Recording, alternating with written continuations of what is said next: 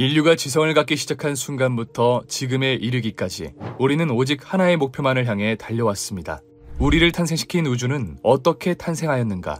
이를 알아내기 위해 인류는 수라는 개념을 만들어내었고 수학이라는 방법을 만들어내었으며 과학이란 소설을 쓰기 시작하였죠. 하지만 처음에 인류가 쓴 소설은 글도 모르는 동물이 쓴 외계어나 다름없었습니다.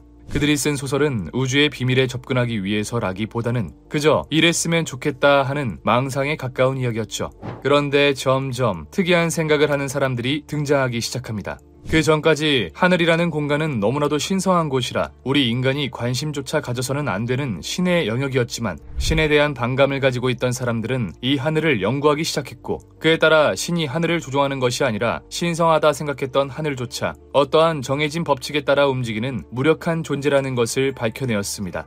뿐만 아니라 우리가 너무나도 당연하다 혹은 신의 섭리다라고 생각했던 자연 현상들 역시 정해진 법칙에 따라 그저 흘러가고 있을 뿐이라는 것을 깨달았죠. 그렇게 인류는 이 세상에 존재하는 것은 신의 뜻이 아니라 마땅히 자연이 정한 법칙에 따라 움직인다는 것을 알았고 우주 어디서나 보편적으로 작용하는 힘인 중력의 존재를 눈치채게 됩니다. 그리고 1687년 아이작 뉴턴이 이를 수식화하며 인류의 목표 달성에 엄청난 기여를 하였죠. 이를 바탕으로 수세기 동안 정체되었던 인류의 과학기술은 엄청난 폭을 성장하였으며 인간은 산업화라는 눈에 띄는 발전을 이룩할 수 있었습니다. 그러나 안타깝게도 그 이상의 무언가가 발견되지 않으며 인류의 번뜩임이 끝이 나는 줄 알았는데 1905년 드디어 그 인물이 나타나게 됩니다. 과학의 역사를 설명할 때 도저히 빠뜨릴 수 없는 그 인물, 아인슈타인 말이죠. 아인슈타인은 특수상대성 이론을 시작으로 수많은 논문을 발표하며 우주의 본질에 닿기 위해 노력하였고 그제서야 비로소 인간은 우주를 보다 과학적인 시각으로 바라보기 시작합니다. 물론 수백만 년 동안 이어져 오던 관습을 깬다는 것은 쉽지 않은 일이었으나 인간은 자신이 틀렸다는 것을 인정하면서 조금씩 진실의 순간을 마주하게 되었죠. 그리고 결국 1927년 인류의 오랜 생각이 아예 틀렸다는 충격적인 비밀이 밝혀지게 되는데요. 그것이 바로 이 우주가 작은 한 점에서부터 시작되었다는 위대한 이론, 빅뱅이었습니다. 당연히 이 우주가 하나의 점에서 시작되었다는 것은 받아들이기 힘든 사실이었습니다. 하지만 수많은 과학자들의 노력 끝에 아무리 받아들이기 힘든 사실일지라도 빅뱅이 존재한다는 증거들이 발견되었고 오늘날 빅뱅은 이 우주를 설명하는 완벽에 가까운 소설이 되었죠. 물론 지금까지도 이 빅뱅을 무너뜨리기 위한 공격은 계속되고 있지만 그때마다 그 공격을 성공적으로 막아내며 빅뱅은 여전히 건재한 상황입니다. 하지만 그 빅뱅조차 제대로 설명하지 못한 것이 있었으니 바로 빅뱅이 일어나던 순간, 즉 우주의 탄생 순간에 벌어졌던 일들이었죠. 분명 관측 결과에 따르면 빅뱅이라는 것이 일어난 것이 맞기는 하지만 정작 빅뱅의 순간 우주에서 무슨 일이 벌어졌었는지는 모른다는 것이었습니다. 그런데 얼마 전 그동안 베일에 감싸져 있던 우주 탄생의 순간의 이야기가 밝혀지게 되었습니다. 오늘 방구석에서 알아볼 과학, 드디어 밝혀진 우주의 숨겨진 비밀, 지금 바로 시작합니다. 아인슈타인의 일반상대성 이론 이후 드디어 밝혀지게 된 우주의 시작. 사실 우주의 시작이 밝혀지게 되었다기보다는 우주에도 시작이 있다는 사실이 밝혀지게 된 건데요. 물론 아시겠지만 아인슈타인은 자신의 이론을 바탕으로 도출된 빅뱅 이론을 도저히 인정할 수 없었습니다. 하지만 그가 인정하는 것과는 상관없이 펜지어스와 윌슨이 빅뱅의 최대 증거인 우주 배경 복사를 찾아내며 빅뱅 이론은 정적 우주론과 정상 우주론을 넘어 이 우주를 설명하는 가장 완벽한 소설이 되었죠. 그런데 과연 그 우주 배경 복사라는 것이 무엇일까요? 그것이 무엇이길래 아인슈타인이 마침내 패배를 인정할 수밖에 없었던 것일까요? 그 이야기는 무려 지금으로부터 138억 년이라는 아주 긴 세월을 거슬러 올라가야만 합니다. 이 시기 우주라는 공간은 그 어떤 곳에도 존재하지 않았습니다. 조금 더 정확하게 이야기하자면 공간이라는 개념 자체가 없었죠. 단지 아주 뜨겁고 매우 높은 밀도를 가진 점 하나만이 있을 뿐이었습니다. 그런데 이 점이 알 수 없는 이유로 대폭발을 일으키기 시작하더니 미친 듯한 속도로 급팽창하기 시작합니다. 그리고 우리는 그 시기를 바로 인플레이션 혹은 급팽창 시기라고 부르죠. 이 시기를 급팽창 시기라고 부르는 이유는 말 그대로 정말 짧은 시간 안에 엄청난 팽창을 했기 때문인데 이 급팽창이 일어난 시간은 무려 단 10의 마이너스 32제곱초. 우리가 흔히 쓰는 찰나라는 단어가 뜻하는 시간이 10의 마이너스 18제곱초인 것을 생각해보면 정말 짧은 시간이라는 것을 알 수 있었죠. 하지만 이때 팽창한 우주의 부피는 상상을 초월했는데 이 시기 팽창한 우주의 부피는 무려 10의 78곱제곱배, 정말 짧은 시간에 일어난 어마어마한 크기의 폭발이었죠. 어떻게 이렇게 짧은 시간 만에 이러한 말도 안 되는 큰 폭발이 일어날 수 있었을까? 분명 우리가 눈에는 10의 마이너스 32제곱초라는 아주 짧은 시간 안에 엄청난 폭발이 일어난 것으로 보입니다. 하지만 사실 이곳에는 엄청난 트릭이 숨겨져 있었는데요. 아인슈타인의 일반 상대성 이론에 의하면 질량이 모이는 곳에서는 중력 역시 모이게 됩니다. 그리고 늘어난 중력은 시간과 공간 모두를 길게 잡아 늘어뜨리게 되죠. 쉽게 말해 중력이 강한 곳은 시간이 느려지고 공간은 왜곡된다는 것이었는데요. 정리하자면 빅뱅 직후 우주에는 매우 작은 공간에 엄청난 크기의 질량이 모여 있었으니 일반 상대성 이론에 의해 시간이 정말 굉장히 느리게 흘러갔을 겁니다. 우리에겐 비록 그 시간이 10의 마이너스 32제곱초로 느껴지겠지만 만약 우리가 실제 빅뱅의 순간에 존재하고 있었다면 실제로는 1억 년 혹은 수백억 년처럼 느껴졌을 수도 있다는 것이었죠. 하지만 문제는 이건 역시 하나의 추측일 뿐 이것을 증명한다는 것은 불가능이나 다름없었습니다. 이를 증명하기 위해서는 우리가 빅뱅을 다시 만드는 수밖에 없었으니까요. 그런데 호주 시드니대 교수 루이스는 아주 놀라운 현상을 관측해내는데 성공합니다. 바로 빅뱅 이후 10억 년 시점에서 시간이 5배 정도 느리게 흐르는 것을 관측하고야 만 것이었죠. 연구진들은 지난 20년간 관측된 190개의 퀘이사 데이터를 정밀 분석하고 녹색광과 적색광, 적외선 등 다양한 파장에서 나온 관측 자료를 결합했다고 합니다. 그리고 분석 결과 우주 초기 은하에 있는 퀘이사들은 아인슈타인의 상대성 이론이 예측한 대로 시간이 느리게 흐르는 시간 지연 현상을 보이고 있었다고 하는데요. 그에 따라 우리가 지금 우주의 나이를 138억 년으로 생각하고 있지만 실제 빅뱅을 겪었던 입자의 입장에서는 138억 년 이상의 시간이 흘렀을지도 모르는 일이죠. 그저 10의 마이너스 32제곱초 안에 일어났다고 생각했던 엄청난 급팽창이 사실은 매우 오랜 시간에 걸쳐 일어났을 수도 있다는 것은 아직까지 우리가 빅뱅에 대해 알지 못한다는 것이 많으며 또 연구할 부분이 많이 남아있다는 점을 시사하기도 하였는데요. 그에 따라 연구진들은 지금까지 밝혀지지 않았던 빅뱅의 비밀을 하나 더 풀어내기도 하였습니다. 아인슈타인이 일반 상대성 이론을 발표하고 머지않아 풀린 이 우주의 시작 빅뱅. 하지만 아시다시피 한 점에서 엄청난 폭발이 일어난다는 빅뱅 이론은 당시 사람들에게는 쉽게 받아들이기 힘든 이론이었고 그에 따라 아인슈타인은 물론 수많은 학자들의 공격이 지속되어져 왔습니다. 설상가상 우주의 탄생에 대해 이야기하는 이론이다 보니 그를 증명하는 것조차 쉽지 않았고 그에 따라 빅뱅 이론은 그저 터무니없는 소설로 치부될 뻔했었는데요. 하지만 다행히 빅뱅의 가장 큰 증거라고 할 수 있는 우주 배경 복사가 발견되며 빅뱅 이론은 이 우주를 설명하는 최고의 이론으로 자리매김하게 되었죠. 그런데 왜 우주 배경 복사가 빅뱅의 증거인 걸까? 르메트르가 주장한 빅뱅 이론에 의하면 이 우주는 분명 수학적으로 팽창해야만 했습니다.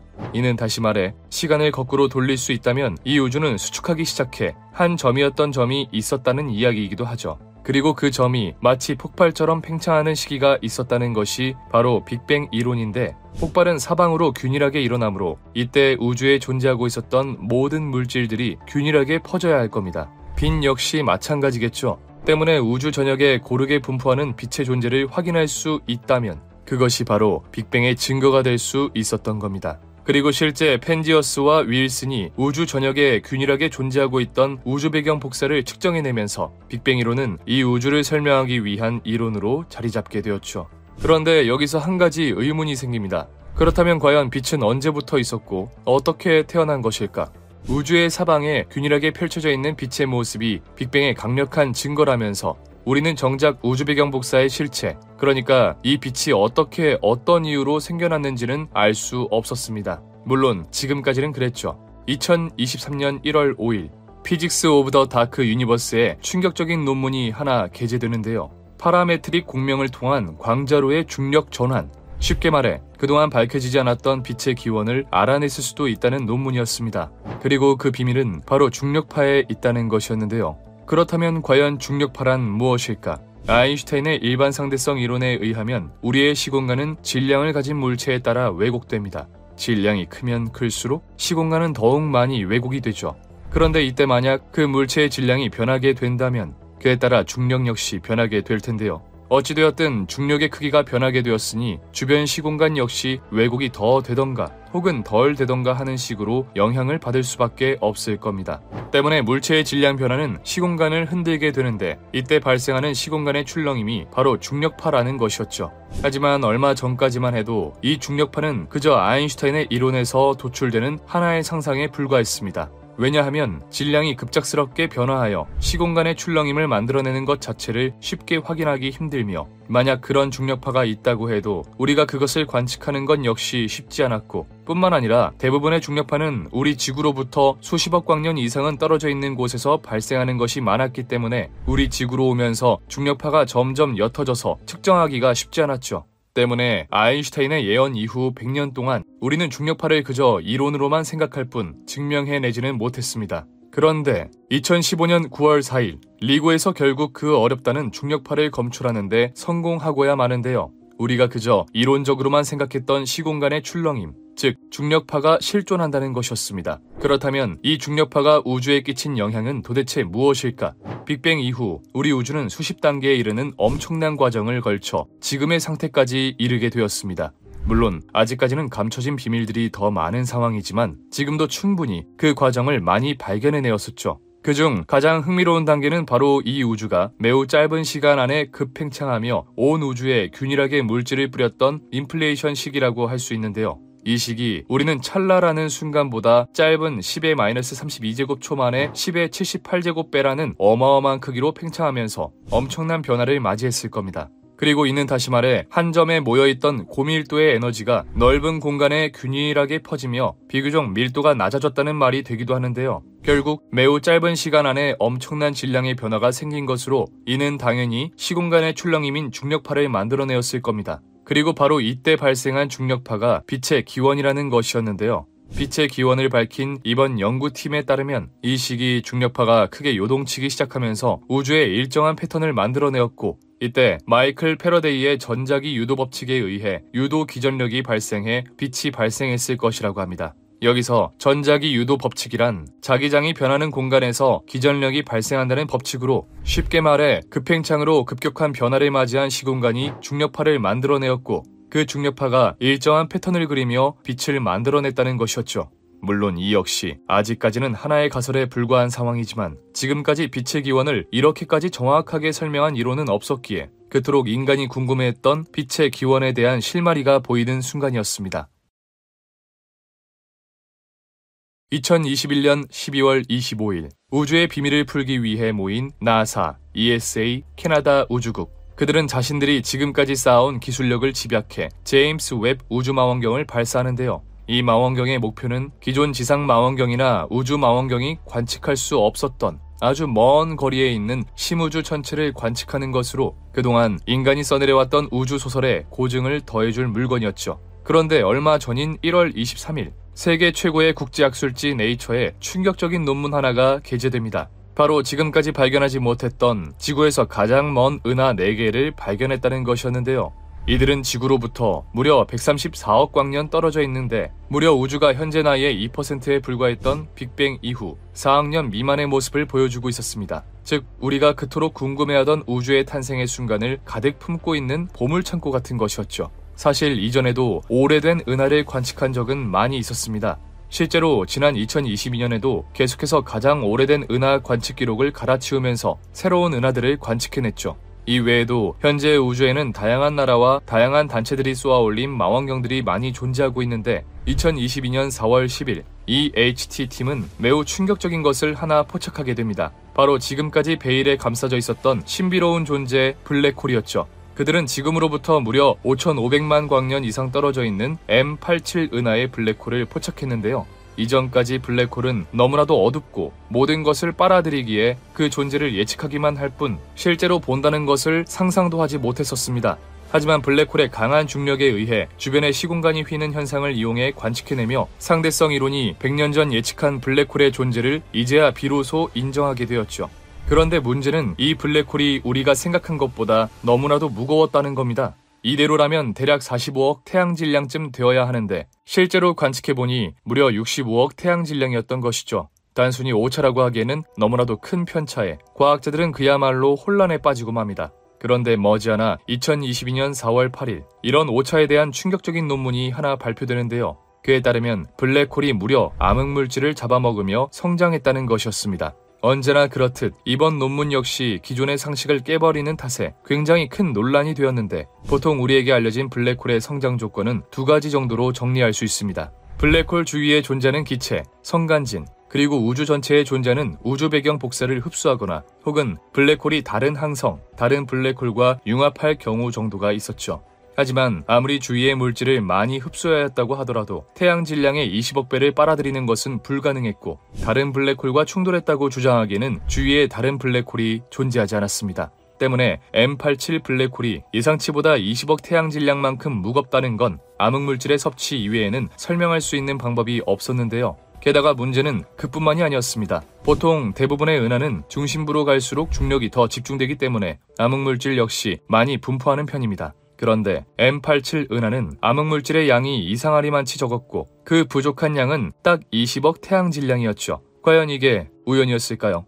우연이라고 하기에는 너무나도 잘 들어맞는 수치에 이는 블랙홀이 암흑물질을 잡아먹었다고 밖에는 설명이 되지 않는 상황인데요. 그렇다면 그냥 블랙홀은 암흑물질도 먹나보다 하고 넘어가면 되지 무엇이 문제인 걸까요? 그 이유는 암흑물질이 가지고 있는 특성에 있었습니다. 암흑물질은 보통 그 어떠한 것과도 상호작용하지 않기 때문에 아직까지도 발견하지 못하는 미스테리한 물질인데요. 그런데 이 암흑물질이 블랙홀 속으로 빨려 들어갔다니 굉장히 놀라울 수밖에 없는 이야기죠. 물론 암흑물질이 중력과는 상호작용하기 때문에 블랙홀의 강한 중력에 의해 암흑물질이 빨려 들어간 것이 아니냐고 하실 수도 있지만, 블랙홀이 물질을 빨아들이기 위해서는 그 물질이 에너지를 잃어야만 했는데요. 쉽게 말해 물체와 물체끼리 충돌을 하게 되면 둘 중 한 물체는 에너지를 얻고 한 물체는 에너지를 잃게 될 겁니다. 그리고 이때 에너지를 잃은 물체가 블랙홀 속으로 빠지게 되는 것이죠. 그런데 여기서 중요한 점은 암흑물질은 중력 이외에는 그 어떠한 것과도 상호작용하지 않는 건데요. 쉽게 말해 에너지를 잃을 일 자체가 없기 때문에 블랙홀 속으로 빨려 들어갈 수 없다는 것이었죠. 하지만 이 HT팀이 밝힌 결과에 따르면 블랙홀 속에 암흑물질이 존재하는 것은 사실이었으며, M87 은하의 비는 20억 태양 질량을 설명할 방법도 딱히 존재하지 않았습니다. 때문에 과학자들은 아직도 이 문제를 해결하기 위해 고군분투를 하고 있는 상황인데요. 하지만 이 상황이 과학자들에게 의문만을 안겨준 것은 아니었습니다. 본격적으로 천문학의 컴퓨터가 쓰이기 시작하면서 천문학자들은 시뮬레이션을 통해 우주의 진화 과정을 재현했는데요. 그리고 이 시뮬레이션에 의하면 암흑물질은 은하 중심에 제일 많이 분포하고 은하 바깥 부분에는 가장 적게 분포해야 했습니다. 하지만 실제 관측되는 은하의 질량 분포는 이론과는 너무 달랐는데, 이번 관측으로 어떠한 이유로 이러한 현상이 일어났는지 겨우 해답을 찾을 수 있었습니다. 다시 말해 이번에 관측된 M87 블랙홀이 우리에게 커다란 혼란을 안겨주기는 했지만, 그와 동시에 그동안 풀리지 않았던 의문점까지 풀어주게 된 것이었는데요. 드디어 이 우주의 비밀에 한 발자국 다가가게 된 순간이었죠. 그런데 아이러니하게 이 블랙홀은 우리가 우주의 비밀에 다가가게 하면서도 또 동시에 우리를 진실과 멀어지게 하고 있었는데요. 심지어는 이 블랙홀이 우리가 우주의 비밀을 영원히 풀 수 없게 만드는 우주의 휴지통 같은 존재라는 것이 밝혀지며 많은 과학자들을 절망하게 만들기도 하였습니다. 다음 방구석에서 알아볼 과학은 우리가 절대로 우주의 비밀을 풀 수 없는 진짜 이유입니다. 지금까지 방구석 과학이었습니다. 감사합니다.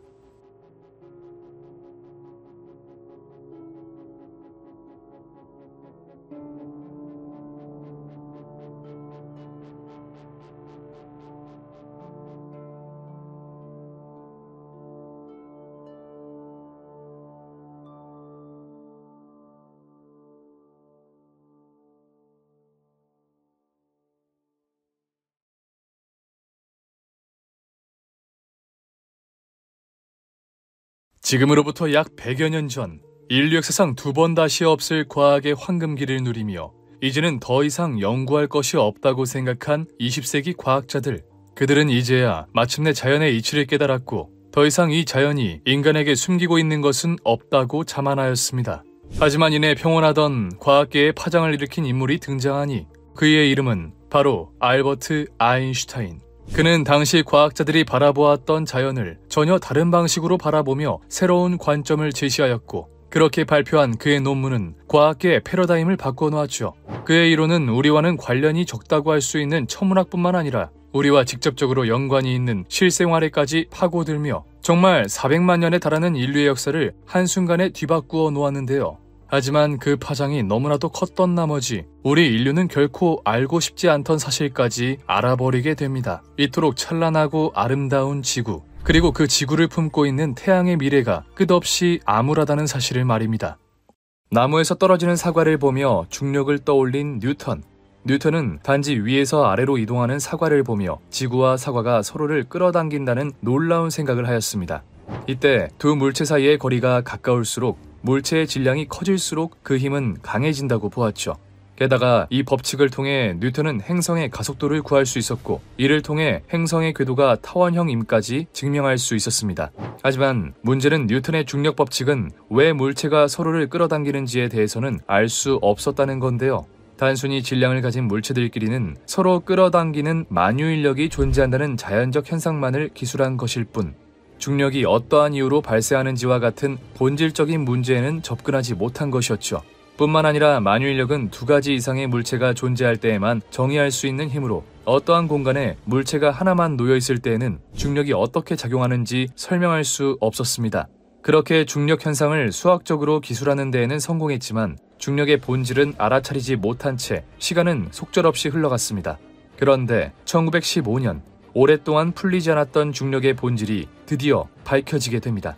아인슈타인은 다른 사물의 도움을 받아 중력을 표현한다는 게 매우 이상하다고 생각했습니다. 물체가 두 개가 생기는 순간 중력이 생기고 다시 물체가 한 개가 되면 중력이 사라진다니, 지금 생각해봐도 이상한 일이긴 하죠. 결국 아인슈타인은 나무에서 떨어지는 사과를 보고 만유인력을 떠올렸던 뉴턴처럼 이제껏 그 누구도 상상하지 못했던 놀라운 생각을 하게 됩니다. 그는 어떠한 물체가 시공간이라는 천막 위에 놓인다고 생각했습니다. 이 천막 위에 우리 지구만 있다고 생각한다면 지구는 자신의 중력 그 자체를 느끼지 못할 테죠. 하지만 지구가 있는 천막에 달을 놓게 되면 달은 지구가 만들어 놓은 굴곡을 따라 아래로 빨려 들어가게 됩니다. 그리고 이 빨려 들어가는 힘이 바로 우리가 태어난 순간부터 지금까지 느끼고 있는 중력이라는 것이었죠.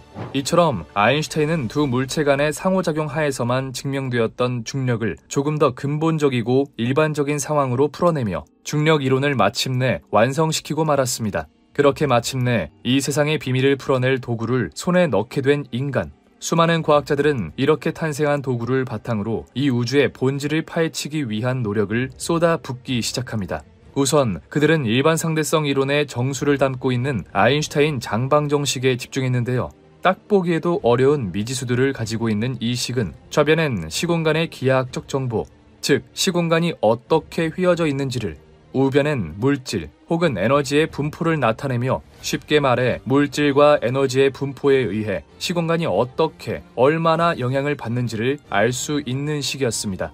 때문에 이 식을 이리저리 잘 조합하여 원하는 환경을 만들 수만 있다면 이 우주가 어떤 이유로 어떻게 탄생을 한 건지, 앞으로 이 우주의 미래는 어떻게 될지, 이 우주가 우리에게 숨기고 있는 비밀이 도대체 무엇인지 등을 알 수 있었죠.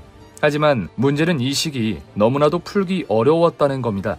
이 식을 각각 뜯어보면 리치 텐서, 스칼라 곡률, 계량 텐서 등등 과학을 전공하지 않은 사람들이라면 용어조차 어색한 변수들로 가득 차 있었는데요. 아인슈타인 역시 이 우주의 모든 비밀을 알 수 있는 방정식을 탄생시킨 만큼 풀이하는 데에만 성공했다면 그가 평생토록 염원해왔던 이 우주의 본질을 알아낼 수 있었겠지만, 안타깝게도 그는 뛰어난 창의력과 통찰력을 가지고 있는 반면 수학에서는 유독 약한 모습을 보였기에 이 식에 대한 해답을 얻을 수는 없었죠. 데이비드 힐버트라는 수학자는 당시 아인슈타인의 수학 실력을 보고 이런 말을 하기도 했습니다. 길거리에서 노는 애들이 아인슈타인보다 4차원 기하학을 더 잘 이해할 것이요. 그렇게 그 누구도 접근하지 못하며 아인슈타인 장방정식 또한 하나의 숙제로 남는 듯 하였는데, 아인슈타인 장방정식이 발표된 지 얼마 지나지 않은 1916년, 불과 2달 만에 이 식의 첫 번째 해답이 탄생하게 됩니다. 그런데 문제는 그의 해답이 당시까지의 상식으로는 도저히 받아들일 수 없는 난해한 결과였다는 건데요. 그가 내놓은 해답대로라면 수천 년에 걸쳐 쌓아온 인간의 과학에 균열이 생기는 것이나 다름없었습니다. 게다가 더욱 충격적인 건 그 해답을 내놓은 사람이 제1차 세계대전에 징집되어 한창 전투 중이었던 군인이었다는 건데요. 그의 이름은 바로 카를 슈바르츠 실트였습니다. 그에게도 아인슈타인 장방정식은 너무나도 어려운 수학 문제였는데요. 하나의 식 안에 무려 16개의 미지수들이 존재하고 있다는 괴랄할 난이도는 물론 미지수 하나의 값을 제대로 구하는 것조차 쉬운 일이 아니었으니 말이죠.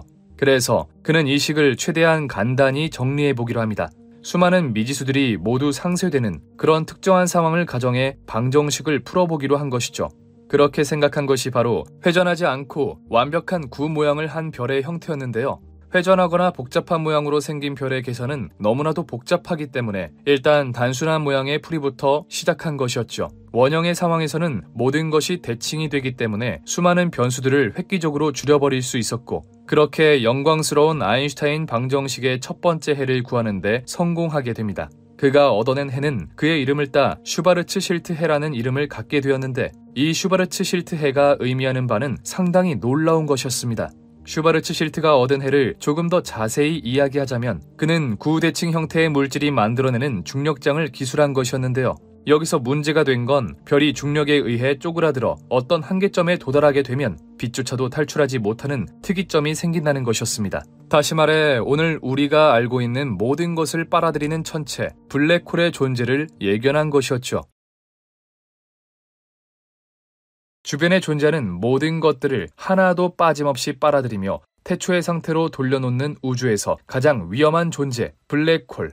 블랙홀의 주변을 지나가는 물질들은 그것이 우주에서 가장 빠른 존재인 빛일지라도 블랙홀을 이겨낼 수는 없었는데요. 그렇다면 과연 이 어마무시한 존재인 블랙홀은 과연 왜 그리고 어떻게 생겨나는 걸까요? 블랙홀은 보통 어마어마한 질량을 가지고 있는 항성에서부터 시작합니다. 항성은 막대한 질량을 가지고 있기 때문에 항상 천문학적인 압력으로 말 그대로 꽉 쥐어 짜지고 있는데요.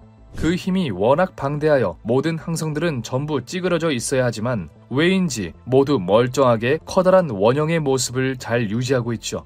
그 이유는 바로 항성의 내부에서 핵융합 반응이 활발하게 일어나고 있기 때문인데요.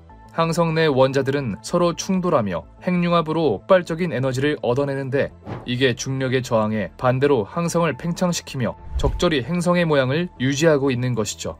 하지만 언제까지나 항성이 그런 방법으로 모습을 유지할 수는 없었는데요. 항성은 일생 대부분의 기간 동안 수소를 이용해 핵융합을 하는데 이 과정에서 그 산물인 헬륨이 계속해서 생성됩니다. 시간이 흘러 헬륨의 농도가 점점 짙어지게 되고 이는 수소 핵융합을 점차 방해하기 시작하죠. 그렇게 수소 핵융합 빈도가 줄어들자 자연스럽게 같은 시간 내에 만들어내는 에너지의 양은 대폭 감소하게 되고 그에 따라 막대한 양의 중력을 버티지 못한 항성은 점점 크기가 줄어들게 되는데요. 하지만 여기서 바로 블랙홀이 만들어지는 것은 아니었습니다.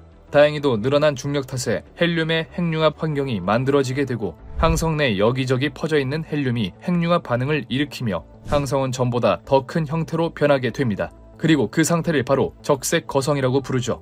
이후 항성은 헬륨을 거쳐 탄소, 산소, 네온과 규소와 같은 더 무거운 연료를 사용해 에너지를 얻어냅니다. 그러다 마지막으로 철이 생성되는데 이 단계에서 항성은 한계에 봉착하게 되죠. 이전의 수소와 헬륨 같은 원소들은 핵융합을 하면 항성을 유지할 충분한 에너지를 얻을 수 있었지만 철 이후의 원소들은 핵융합을 하면 반대로 에너지를 소모하는 골칫덩어리들이었습니다. 다시 말해 이제는 핵융합을 통해 항성의 중력을 견뎌내지 못할 상황에 이르게 된 것이죠. 그렇게 항성 내 철이 계속해서 쌓이며 항성은 중력을 이기지 못해 수축하게 되고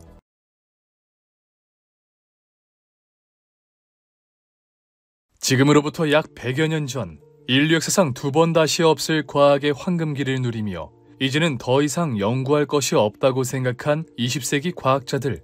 그들은 이제야 마침내 자연의 이치를 깨달았고 더 이상 이 자연이 인간에게 숨기고 있는 것은 없다고 자만하였습니다. 하지만 이내 평온하던 과학계에 파장을 일으킨 인물이 등장하니 그의 이름은 바로 알버트 아인슈타인. 그는 당시 과학자들이 바라보았던 자연을 전혀 다른 방식으로 바라보며 새로운 관점을 제시하였고 그렇게 발표한 그의 논문은 과학계의 패러다임을 바꿔놓았죠. 그의 이론은 우리와는 관련이 적다고 할 수 있는 천문학뿐만 아니라 우리와 직접적으로 연관이 있는 실생활에까지 파고들며 정말 400만 년에 달하는 인류의 역사를 한순간에 뒤바꾸고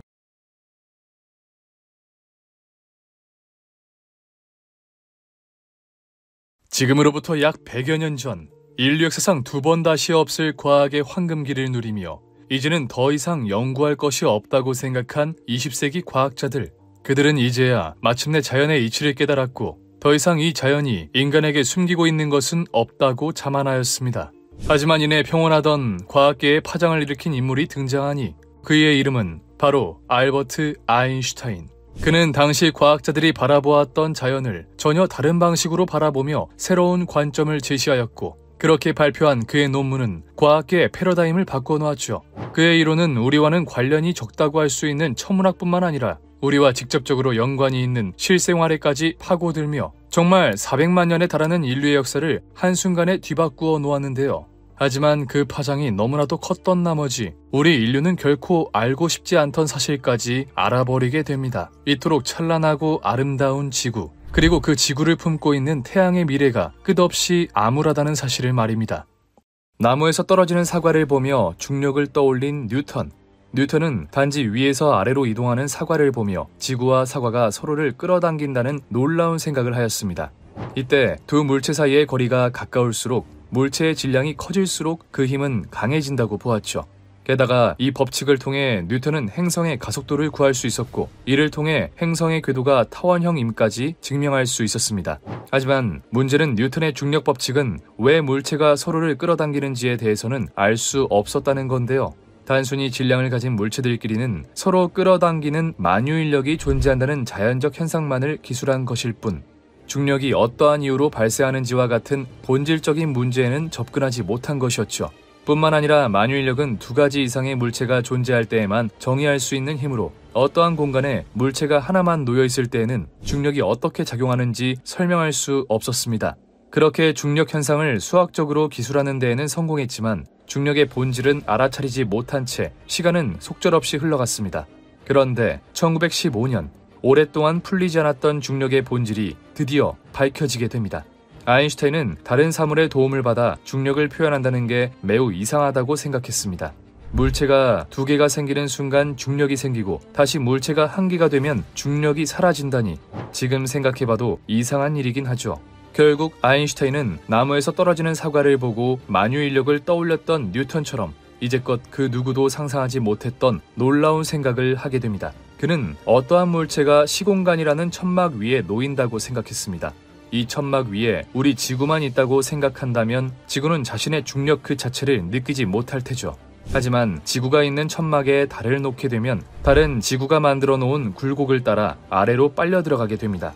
그리고 이 빨려 들어가는 힘이 바로 우리가 태어난 순간부터 지금까지 느끼고 있는 중력이라는 것이었죠. 이처럼 아인슈타인은 두 물체 간의 상호작용 하에서만 증명되었던 중력을 조금 더 근본적이고 일반적인 상황으로 풀어내며 중력 이론을 마침내 완성시키고 말았습니다. 그렇게 마침내 이 세상의 비밀을 풀어낼 도구를 손에 넣게 된 인간. 수많은 과학자들은 이렇게 탄생한 도구를 바탕으로 이 우주의 본질을 파헤치기 위한 노력을 쏟아붓기 시작합니다.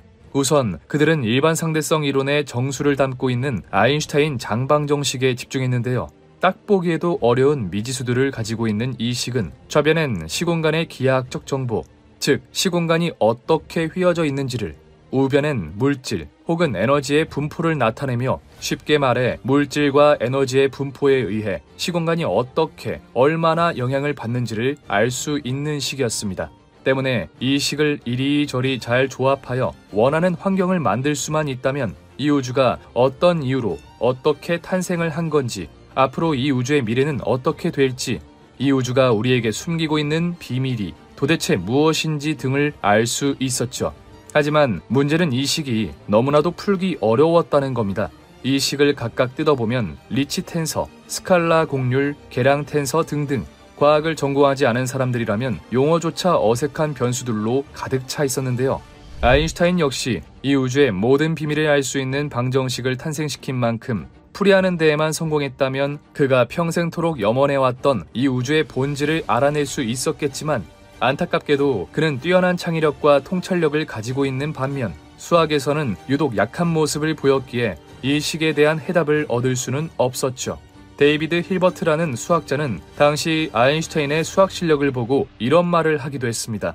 길거리에서 노는 애들이 아인슈타인보다 4차원 기하학을 더 잘 이해할 것이요.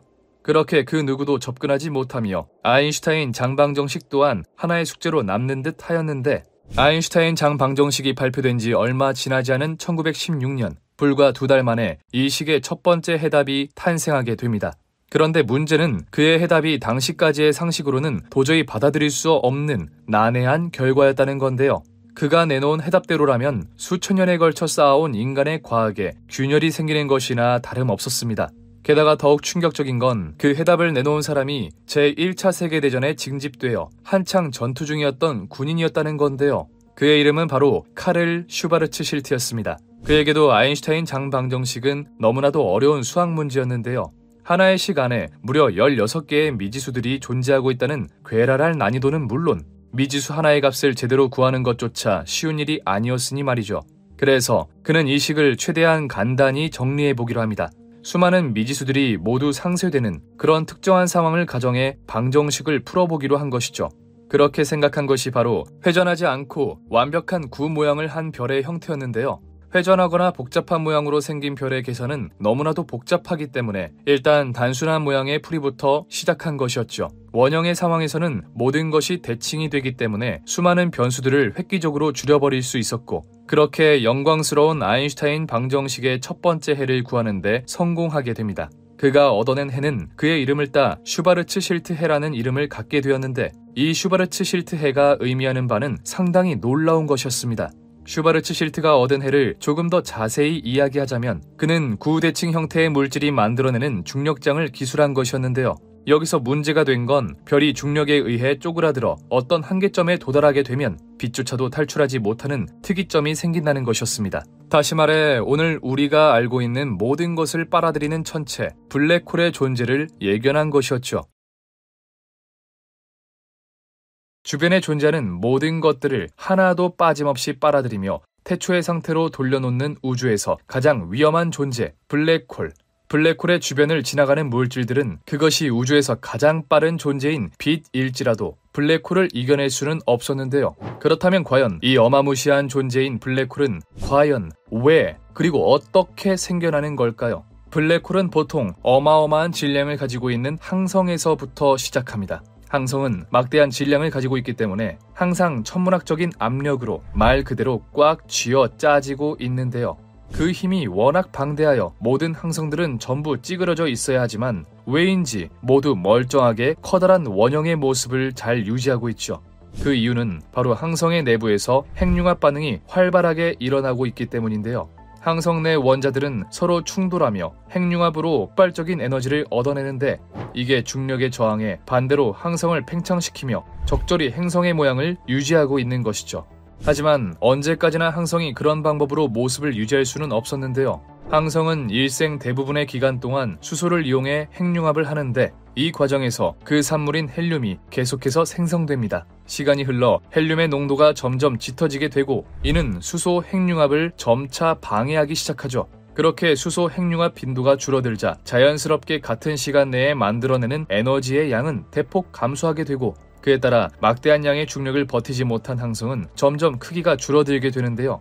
하지만 여기서 바로 블랙홀이 만들어지는 것은 아니었습니다. 다행히도 늘어난 중력 탓에 헬륨의 핵융합 환경이 만들어지게 되고 항성 내 여기저기 퍼져있는 헬륨이 핵융합 반응을 일으키며 항성은 전보다 더 큰 형태로 변하게 됩니다. 그리고 그 상태를 바로 적색 거성이라고 부르죠. 이후 항성은 헬륨을 거쳐 탄소, 산소, 네온과 규소와 같은 더 무거운 연료를 사용해 에너지를 얻어냅니다. 그러다 마지막으로 철이 생성되는데 이 단계에서 항성은 한계에 봉착하게 되죠. 이전의 수소와 헬륨 같은 원소들은 핵융합을 하면 항성을 유지할 충분한 에너지를 얻을 수 있었지만 철 이후의 원소들은 핵융합을 하면 반대로 에너지를 소모하는 골칫덩어리들이었습니다. 다시 말해 이제는 핵융합을 통해 항성의 중력을 견뎌내지 못할 상황에 이르게 된 것이죠. 그렇게 항성 내 철이 계속해서 쌓이며 항성은 중력을 이기지 못해 수축하게 되고 이제는 어떠한 방법을 써도 붕괴하는 것을 막을 수 없습니다. 계속해서 크기가 줄어든 항성은 점점 중력이 강해지고 결국 사건의 지평선보다 작아져 중력이 극한에 치달으면 모든 것을 빨아들이는 존재 블랙홀로 변모하게 되죠. 그런데 여기서 문제는 블랙홀의 수명이 인간의 상식을 초월할 정도로 길다는 것이었습니다. 현재까지 밝혀진 바에 의하면 블랙홀의 수명은 블랙홀 질량의 3제곱에 비례하는데, 이는 다시 말해 대략 태양의 20배 정도의 질량을 가진 블랙홀이 사라지는 데 걸리는 시간만 1.2 곱하기 10의 70제곱년으로 현재 우주의 나이와는 비교도 할 수 없을 정도로 오랜 기간 동안 살아남을 것이라 보고 있습니다. 그래서 블랙홀 이론이 막 탄생할 무렵 과학계는 말로 설명할 수 없는 큰 충격을 받기도 했는데요. 이 아름답고도 찬란한 우리 지구가 결국은 블랙홀이라는 무시무시한 천체에 빨려 들어가 갈기갈기 찢길 것이라니 생각만 해도 끔찍한 일이 맞았습니다. 게다가 이론상으로 그것이 불가능한 이야기도 아니었죠. 하지만 다행히 그 확률은 매우 적을 것으로 보입니다. 물론 100% 일어나지 않는다고 보장할 수는 없겠지만 높은 확률로 블랙홀에 빨려 들어가는 엔딩이 되지 않을 것으로 추측되고 있죠. 그렇다면 여기서 의문이 하나 생깁니다. 블랙홀의 안에는 도대체 무엇이 있길래 그렇게 오랫동안 생명을 유지할 수 있는 걸까요? 그러자 과학자들은 블랙홀 내부에 다른 것이 있는 것은 아닐까 생각하게 됩니다. 대부분의 사람들이 믿고 있는 우주의 시작 빅뱅, 우주 배경 복사, 퀘이사, 수소와 헬륨의 질량비 등 수많은 증거들이 빅뱅을 가리키고 있습니다. 하지만 이에 대해 일부 과학자들은 다른 의견을 제시합니다. 빅뱅이 일어나기 전에는 무한한 에너지를 가진 작은 점이 있었습니다. 그런데 이 작은 점의 정체는 무엇이고 또 왜 어떤 이유로 갑자기 생겨나게 된 것일까요? 블랙홀 우주론은 이런 생각에서부터 시작됩니다. 지금 보시는 공식은 블랙홀의 크기를 구하는 슈바르츠실트 반지름 공식입니다. 그가 아인슈타인 방정식으로부터 도출해낸 아주 위대한 식이죠. 이 공식에 원하는 별의 질량을 넣으면 해당 별이 블랙홀이 되었을 때 얼마만큼의 크기를 가진 블랙홀이 될지 예측할 수 있는데요. 블랙홀의 질량이 커지면 커질수록 사건의 지평선 크기, 즉 블랙홀의 크기가 커진다는 것을 직관적으로 알 수 있죠. 또 질량과 부피를 알 수 있기 때문에 우리는 해당 블랙홀의 평균 밀도 또한 구할 수 있습니다. 그렇다면 여기에 우리 우주 전체의 질량을 넣어보면 어떻게 될까요? 현재 우리가 예상하고 있는 우주의 총 질량은 3 곱하기 10의 52제곱킬로그램인데요. 이를 공식에 대입해보면 우리는 약 8.07 곱하기 10의 마이너스 29제곱그램 퍼 세제곱센티미터라는 우주 크기 블랙홀의 평균 밀도를 구할 수 있죠. 그리고 현재 알려진 우주의 평균 밀도는 약 9.6 곱하기 10의 마이너스 30제곱그램 퍼 세제곱센티미터입니다. 이는 다시 말해 우주의 평균 밀도와 우주의 크기의 질량을 가진 블랙홀의 평균 밀도가 비슷하다는 것을 이야기하고 있는데요. 물론 10배 이상 차이가 나긴 하지만 우리가 추측하고 있는 우주의 평균 밀도가 정확하지 않다는 것을 보면 이것이 과연 단순한 우연일까요? 이를 근거로 일부 과학자들은 우리가 블랙홀 속에 있는 우주 문명이라고 주장합니다. 물론 우리가 블랙홀 근처에 있다면 엄청난 중력 차이로 인해 몸이 갈기갈기 찢게 하는 게 아니냐고 하실 수도 있는데요. 하지만 실제 이런 질량과 평균 밀도를 가지고 있는 블랙홀이 있다면 이 블랙홀의 사건의 지평선 안쪽은 굉장히 평탄한 시공간을 가지고 있을 것이라고 합니다. 쉽게 말해 우리가 사건의 지평선 안에 있어도 우리의 생활에는 아무런 지장이 없을 것이라는 거죠. 우주의 평균 밀도와 우주의 크기 질량을 가진 블랙홀의 평균 밀도가 같다는 것은 굉장히 수상한 일이기는 합니다. 자연에서 일어나는 법칙 중에 결단코 우연은 없으며 모두가 필연적으로 연결되어 있기 때문이죠. 하지만 아쉽게도 블랙홀 우주론에는 기존의 몇몇 관측들을 설명할 수 없는 약점이 있었습니다. 그 중에서 가장 치명적인 것은 바로 우주가 팽창하고 있다는 사실이었죠. 우주론에 있어 우주가 팽창한다는 것은 굉장히 중요한 쟁점이었습니다. 정상 우주론이 주류일 당시 우주가 팽창한다는 생각은 바보 취급당하며 사장될 뻔했죠. 하지만 이제 우주가 팽창한다는 것은 상식 중의 상식이 되었습니다. 그런데 우리 우주가 블랙홀 속에 있다면 어떻게 팽창을 한다는 것일까요? 현재 우리 주변의 거의 모든 은하들은 우리에게서 멀어지고 있습니다. 그리고 이 속도는 거리가 멀면 멀수록 빨라.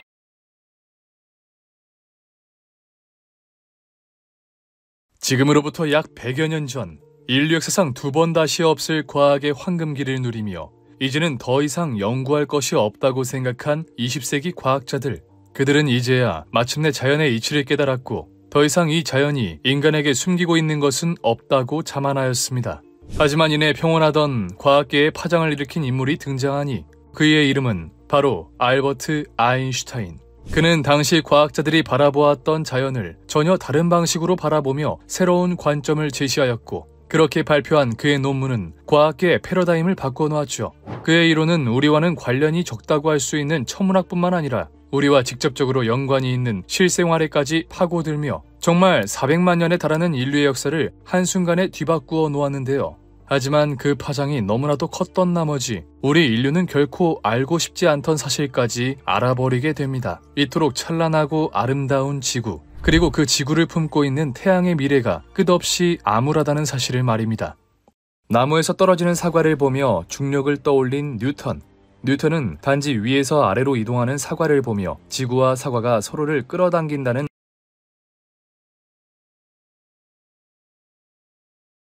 지금으로부터 약 100여 년 전 인류 역사상 두 번 다시 없을 과학의 황금기를 누리며 이제는 더 이상 연구할 것이 없다고 생각한 20세기 과학자들.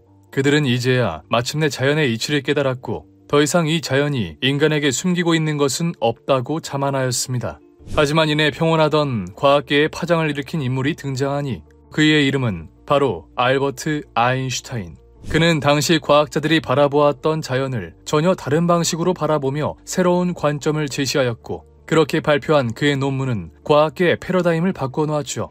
그의 이론은 우리와는 관련이 적다고 할 수 있는 천문학뿐만 아니라 우리와 직접적으로 연관이 있는 실생활에까지 파고들며 정말 400만 년에 달하는 인류의 역사를 한순간에 뒤바꾸어 놓았는데요. 하지만 그 파장이 너무나도 컸던 나머지 우리 인류는 결코 알고 싶지 않던 사실까지 알아버리게 됩니다. 이토록 찬란하고 아름다운 지구, 그리고 그 지구를 품고 있는 태양의 미래가 끝없이 암울하다는 사실을 말입니다. 나무에서 떨어지는 사과를 보며 중력을 떠올린 뉴턴.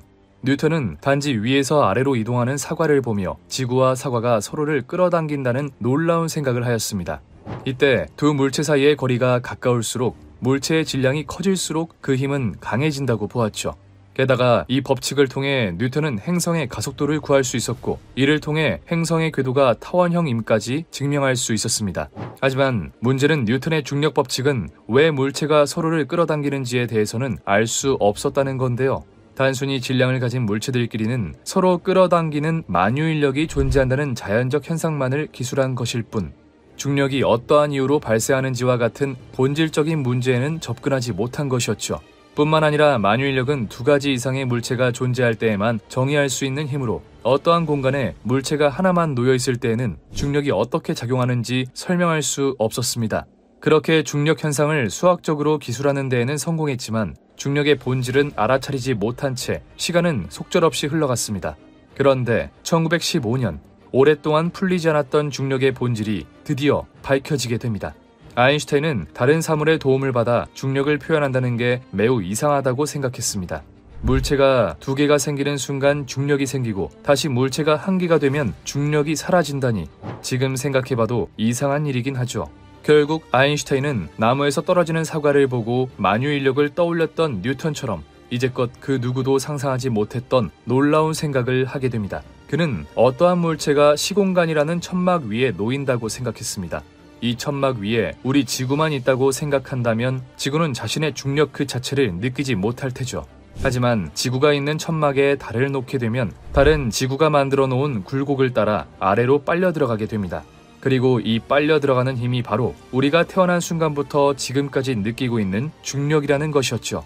이처럼 아인슈타인은 두 물체 간의 상호작용 하에서만 증명되었던 중력을 조금 더 근본적이고 일반적인 상황으로 풀어내며 중력 이론을 마침내 완성시키고 말았습니다. 그렇게 마침내 이 세상의 비밀을 풀어낼 도구를 손에 넣게 된 인간. 수많은 과학자들은 이렇게 탄생한 도구를 바탕으로 이 우주의 본질을 파헤치기 위한 노력을 쏟아붓기 시작합니다. 우선 그들은 일반 상대성 이론의 정수를 담고 있는 아인슈타인 장방정식에 집중했는데요. 딱 보기에도 어려운 미지수들을 가지고 있는 이 식은 좌변엔 시공간의 기하학적 정보, 즉 시공간이 어떻게 휘어져 있는지를, 우변엔 물질 혹은 에너지의 분포를 나타내며 쉽게 말해 물질과 에너지의 분포에 의해 시공간이 어떻게 얼마나 영향을 받는지를 알 수 있는 식이었습니다.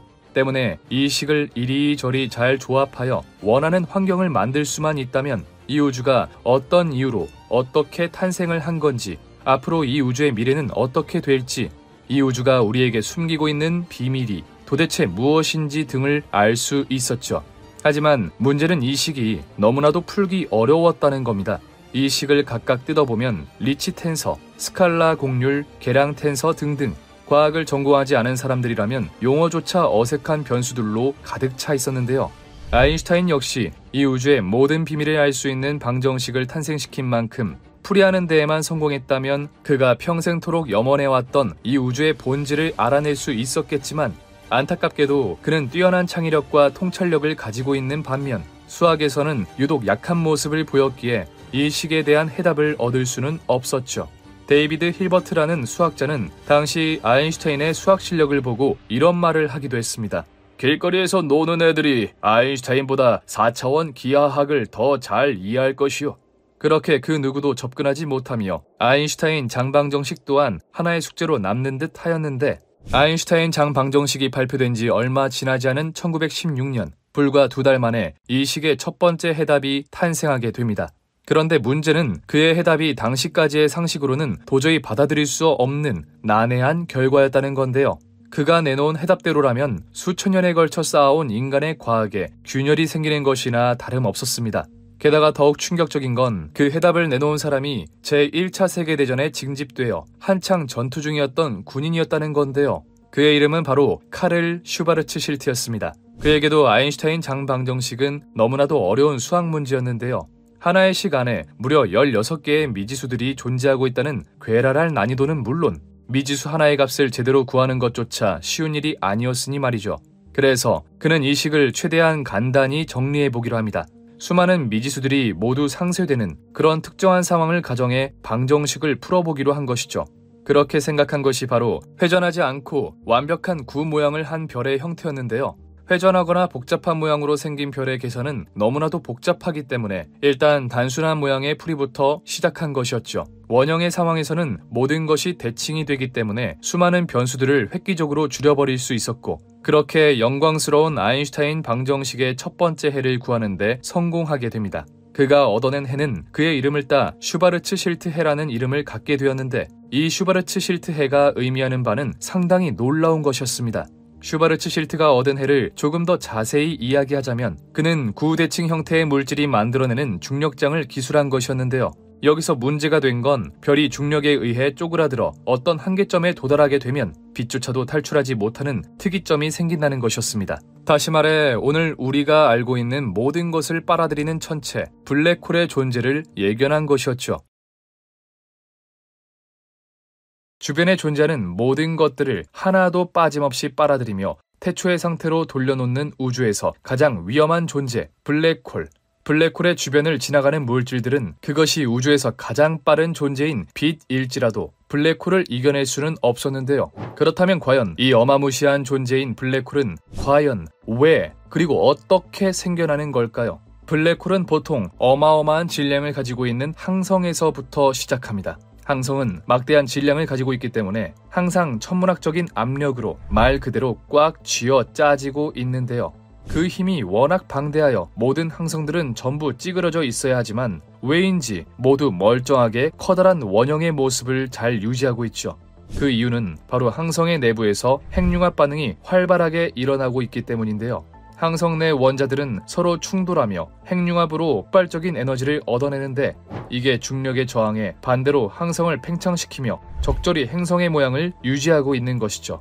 하지만 언제까지나 항성이 그런 방법으로 모습을 유지할 수는 없었는데요. 항성은 일생 대부분의 기간 동안 수소를 이용해 핵융합을 하는데, 이 과정에서 그 산물인 헬륨이 계속해서 생성됩니다. 시간이 흘러 헬륨의 농도가 점점 짙어지게 되고, 이는 수소 핵융합을 점차 방해하기 시작하죠. 그렇게 수소 핵융합 빈도가 줄어들자 자연스럽게 같은 시간 내에 만들어내는 에너지의 양은 대폭 감소하게 되고, 그에 따라 막대한 양의 중력을 버티지 못한 항성은 점점 크기가 줄어들게 되는데요.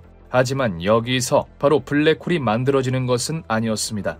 다행히도 늘어난 중력 탓에 헬륨의 핵융합 환경이 만들어지게 되고, 항성 내 여기저기 퍼져있는 헬륨이 핵융합 반응을 일으키며 항성은 전보다 더 큰 형태로 변하게 됩니다. 그리고 그 상태를 바로 적색 거성이라고 부르죠.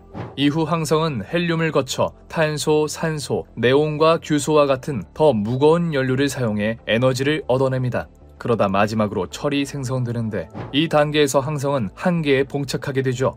이전의 수소와 헬륨 같은 원소들은 핵융합을 하면 항성을 유지할 충분한 에너지를 얻을 수 있었지만 철 이후의 원소들은 핵융합을 하면 반대로 에너지를 소모하는 골칫덩어리들이었습니다. 다시 말해 이제는 핵융합을 통해 항성의 중력을 견뎌내지 못할 상황에 이르게 된 것이죠. 그렇게 항성 내 철이 계속해서 쌓이며 항성은 중력을 이기지 못해 수축하게 되고 이제는 어떠한 방법을 써도 붕괴하는 것을 막을 수 없습니다. 계속해서 크기가 줄어든 항성은 점점 중력이 강해지고 결국 사건의 지평선보다 작아져 중력이 극한에 치달으면 모든 것을 빨아들이는 존재 블랙홀로 변모하게 되죠. 그런데 여기서 문제는 블랙홀의 수명이 인간의 상식을 초월할 정도로 길다는 것이었습니다. 현재까지 밝혀진 바에 의하면 블랙홀의 수명은 블랙홀 질량의 세제곱에 비례하는데 이는 다시 말해 대략 태양의 20배 정도의 질량을 가진 블랙홀이 사라지는 데 걸리는 시간만 1.2 곱하기 10의 70제곱년으로 현재 우주의 나이와는 비교도 할 수 없을 정도로 오랜 기간 동안 살아남을 것이라 보고 있습니다. 그래서 블랙홀 이론이 막 탄생할 무렵 과학계는 말로 설명할 수 없는 큰 충격을 받기도 했는데요. 이 아름답고도 찬란한 우리 지구가 결국은 블랙홀이라는 무시무시한 천체에 빨려들어가 갈기갈기 찢길 것이라니 생각만 해도 끔찍한 일이 맞았습니다. 게다가 이론상으로 그것이 불가능한 이야기도 아니었죠. 하지만 다행히 그 확률은 매우 적을 것으로 보입니다. 물론 100% 일어나지 않는다고 보장할 수는 없겠지만 높은 확률로 블랙홀에 빨려 들어가는 엔딩이 되지 않을 것으로 추측되고 있죠. 그렇다면 여기서 의문이 하나 생깁니다. 블랙홀의 안에는 도대체 무엇이 있길래 그렇게 오랫동안 생명을 유지할 수 있는 걸까요? 그러자 과학자들은 블랙홀 내부에 다른 것이 있는 것은 아닐까 생각하게 됩니다. 대부분의 사람들이 믿고 있는 우주의 시작 빅뱅, 우주 배경 복사, 퀘이사, 수소와 헬륨의 질량비 등 수많은 증거들이 빅뱅을 가리키고 있습니다. 하지만 이에 대해 일부 과학자들은 다른 의견을 제시합니다. 빅뱅이 일어나기 전에는 무한한 에너지를 가진 작은 점이 있었습니다.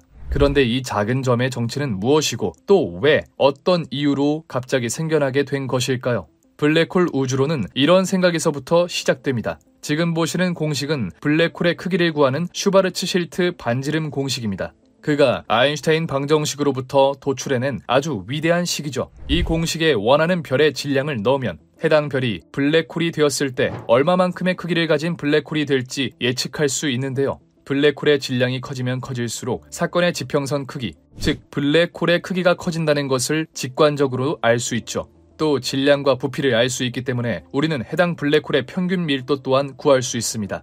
그렇다면 여기에 우리 우주 전체의 질량을 넣어보면 어떻게 될까요? 현재 우리가 예상하고 있는 우주의 총 질량은 3 곱하기 10의 52제곱킬로그램인데요. 이를 공식에 대입해보면 우리는 약 8.07 곱하기 10의 마이너스 29제곱그램 퍼 세제곱센티미터라는 우주 크기 블랙홀의 평균 밀도를 구할 수 있죠. 그리고 현재 알려진 우주의 평균 밀도는 약 9.6 곱하기 10의 마이너스 30제곱그램 퍼 세제곱센티미터입니다. 이는 다시 말해 우주의 평균 밀도와 우주의 크기의 질량을 가진 블랙홀의 평균 밀도가 비슷하다는 것을 이야기하고 있는데요. 물론 10배 이상 차이가 나긴 하지만 우리가 추측하고 있는 우주의 평균 밀도가 정확하지 않다는 것을 보면 이것이 과연 단순한 우연일까요?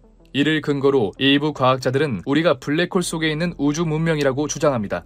물론 우리가 블랙홀 근처에 있다면 엄청난 중력 차이로 인해 몸이 갈기갈기 찢게 하는 게 아니냐고 하실 수도 있는데요. 하지만 실제 이런 질량과 평균 밀도를 가지고 있는 블랙홀이 있다면 이 블랙홀의 사건의 지평선 안쪽은 굉장히 평탄한 시공간을 가지고 있을 것이라고 합니다. 쉽게 말해 우리가 사건의 지평선 안에 있어도 우리의 생활에는 아무런 지장이 없을 것이라는 거죠. 우주의 평균 밀도와 우주의 크기 질량을 가진 블랙홀의 평균 밀도가 같다는 것은 굉장히 수상한 일이기는 합니다. 자연에서 일어나는 법칙 중에 결단코 우연은 없으며 모두가 필연적으로 연결되어 있기 때문이죠. 하지만 아쉽게도 블랙홀 우주론에는 기존의 몇몇 관측들을 설명할 수 없는 약점이 있었습니다. 그 중에서 가장 치명적인 것은 바로 우주가 팽창하고 있다는 사실이었죠. 우주론에 있어 우주가 팽창한다는 것은 굉장히 중요한 쟁점이었습니다. 정상 우주론이 주류일 당시 우주가 팽창한다는 생각은 바보 취급당하며 사장될 뻔했죠. 하지만 이제 우주가 팽창한다는 것은 상식 중의 상식이 되었습니다. 그런데 우리 우주가 블랙홀 속에 있다면 어떻게 팽창을 한다는 것일까요? 현재 우리 주변의 거의 모든 은하들은 우리에게서 멀어지고 있습니다. 그리고 이 속도는 거리가 멀면 멀수록 빨라지는데 이것이 그 유명한 허블 르메트르 법칙이죠. 만약 우주가 블랙홀 내부에 있다면 은하들이 멀어지는 속도와 거리에는 그 어떠한 상관관계도 존재하지 않아야 할 겁니다. 어차피 같은 중력을 받는 블랙홀에 위치해 있을 테니까요. 또한 프리드만이 구상한 우주의 표준 모형에도 문제가 있었습니다. 그는 우주의 밀도에 따라 우리 우주의 모양을 예측했는데요. 쉽게 말해 어떤 임계 밀도보다 우주의 밀도가 작으면 닫힌 우주가, 크면 열린 우주, 같으면 평탄한 우주가 된다고 설명했죠. 그런데 현재까지의 연구에 의하면 우주는 열린 우주 혹은 평탄한 우주일 것으로 예상되고 있는데요. 만약 우리 우주가 블랙홀 속에 있는 것이었다면 우리는 언젠간 중력에 의해 한 점으로 모이는 닫힌 우주여야 할 것이라고 이야기합니다. 마지막으로 빅뱅 이론의 가장 강력한 증거인 우주 배경 복사에서도 이상한 점을 찾아볼 수 있었는데요. 우주 배경 복사는 우주 전역이 비슷한 온도를 가지고 전역에 펼쳐져 있어 빅뱅 후 우주가 급팽창했다는 것을 설명하는 이론인데요. 하지만 만약 우리 우주가 블랙홀 내부에 있다면 우리 우주의 물질들은 균일하게 퍼져 있지 않고 구분 가능할 정도로 특정 부분에 물질이 몰려 있어야 한다고 합니다. 따라서 이런 약점들을 종합해보면 우리 우주가 블랙홀 안에 존재할 가능성은 거의 없다고 할 수 있죠. 물론 블랙홀 우주론을 신봉하는 과학자들이 이런 약점을 모르고 있을 리 없었습니다. 때문에 이들은 이 단점들을 보완할 수 있는 추가 이론을 한 가지 제시했는데요. 우리가 살고 있는 우주는 3차원의 형태로 이루어져 있습니다. 그리고 3차원 우주에서 생겨난 블랙홀은 2차원으로 이루어진 사건의 지평선을 가지고 있죠. 그런데 만약 우리의 우주보다 한 단계 높은 4차원의 우주가 존재하고 있다면 어떻게 될까요? 다시 말해 우리가 살아가고 있는 우주는 사실 4차원에 존재하는 별의 잔해, 블랙홀 속에 있었다는 겁니다. 그 중에서도 사건의 지평선 바깥쪽에 위치하고 있어 블랙홀의 중력 영향을 크게 받지 않으며 동시에 이 우주가 시작된 지점, 즉 블랙홀의 특이점을 절대로 관측할 수가 없다는 것이었죠. 또한 블랙홀에서 방출된 물질들은 사건의 지평선을 둘러싸는 막을 형성하고 팽창한다고 하는데 이것이 우리가 목격하고 있는 우주 팽창의 이유라고 합니다.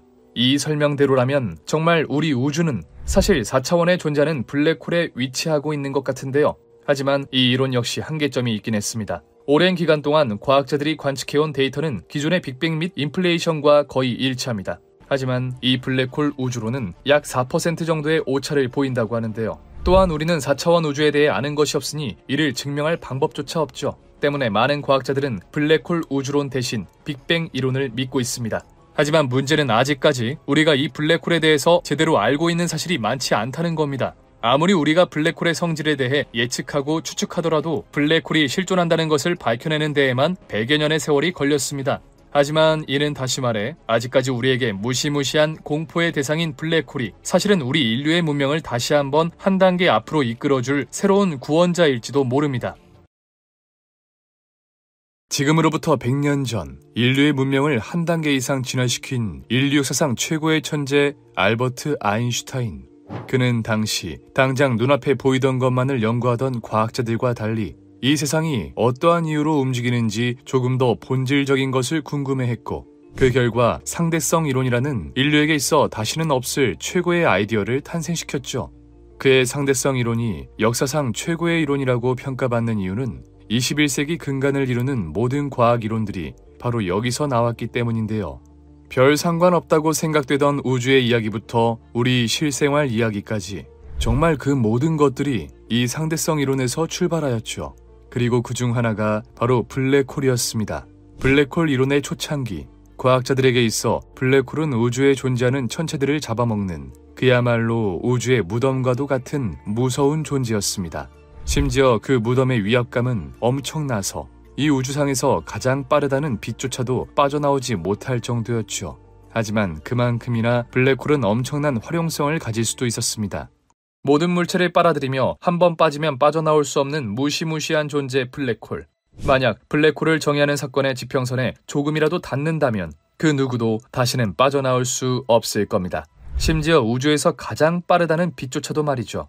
그렇다면 사건의 지평선 바깥은 안전할까? 블랙홀은 엄청난 질량을 가진 항성이 작은 구체로 변한 것인 만큼 어마어마한 중력을 행사하고 있습니다. 때문에 블랙홀에 다가가면 다가갈수록 점점 강해지는 중력의 세기를 느낄 수 있죠. 그래서 우리가 블랙홀의 궤도에 진입하게 되면 블랙홀과 조금이라도 가까운 신체가 블랙홀 쪽으로 늘어나기 시작하는데요. 블랙홀에 가까워지면 가까워질수록 조금 더 가까운 쪽이 더욱 많이 빨려 들어가기 시작하면서 우리의 몸은 점점 길게 또 가늘게 변해가죠. 이 현상을 보고 우리의 몸이 마치 스파게티처럼 변한다 하여 스파게티 효과 또는 국수 효과라고 부릅니다. 그렇게 길어진 우리의 몸은 언젠가는 사건의 지평선에 닿게 될 텐데 이때 우리는 단 0.0001초도 되지 않는 순간 블랙홀 속으로 빨려 들어가게 될 겁니다. 그리고 블랙홀에 들어간 우리의 몸은 이전보다 훨씬 길어지게 되면서 이제 그 두께는 고작 원자 하나의 크기밖에 되지 않을 테죠. 그러다 중력을 이기지 못한 신체는 절반으로 나눠지게 되고 또다시 절반, 또 절반, 또 절반으로 나눠지며 어느새 특이점에 도달해 이 우주에 있었다는 흔적마저 사라지고 말 겁니다. 그나마 여기서 희망적인 건 우리가 그 순간을 기억하지 못할 것이라는 건데요. 사건의 지평선을 넘어 빛의 속도로 블랙홀에 빨려 들어간 우리는 마치 시간이 정지한 것처럼 느껴질 겁니다. 이때 블랙홀 바깥의 풍경을 볼 수 있다면 점점 우주가 빠르게 흐르기 시작하더니 갑자기 뱃속 버튼을 누른 것처럼 우주가 무한히 빠르게 움직이는 것처럼 보일 테죠. 하지만 수백만 년, 아니 그 이상의 시간 동안 우리의 몸이 갈갈이 찢겨져 있는 걸 느끼게 된다면 결코 다행은 아닌 것 같기도 합니다. 그렇다면 블랙홀로 빨려 들어가는 물체를 블랙홀 바깥에서 지켜본다면 과연 어떤 모습일까요? 물체가 사건의 지평선에 닿는 순간 갑자기 존재가 사라져버리는 것일까요? 재밌게도 전혀 예상치 못한 결과를 관찰할 수 있었는데 처음에는 물체가 블랙홀의 궤도에 진입하며 평범한 모습을 보여줄 겁니다. 그러다 점점 사건의 지평선에 가까워지는데 이상하게도 점점 물체의 속도가 느려지기 시작하죠. 이는 사건의 지평선에 다다를수록 중력이 강해져 물체를 비춘 빛이 우리에게 도달하기까지 오랜 시간이 걸리기 때문인데요. 강한 중력을 이기면서 우리에게 오다 보니 당연히 그 속도가 점점 느려지는 것이죠.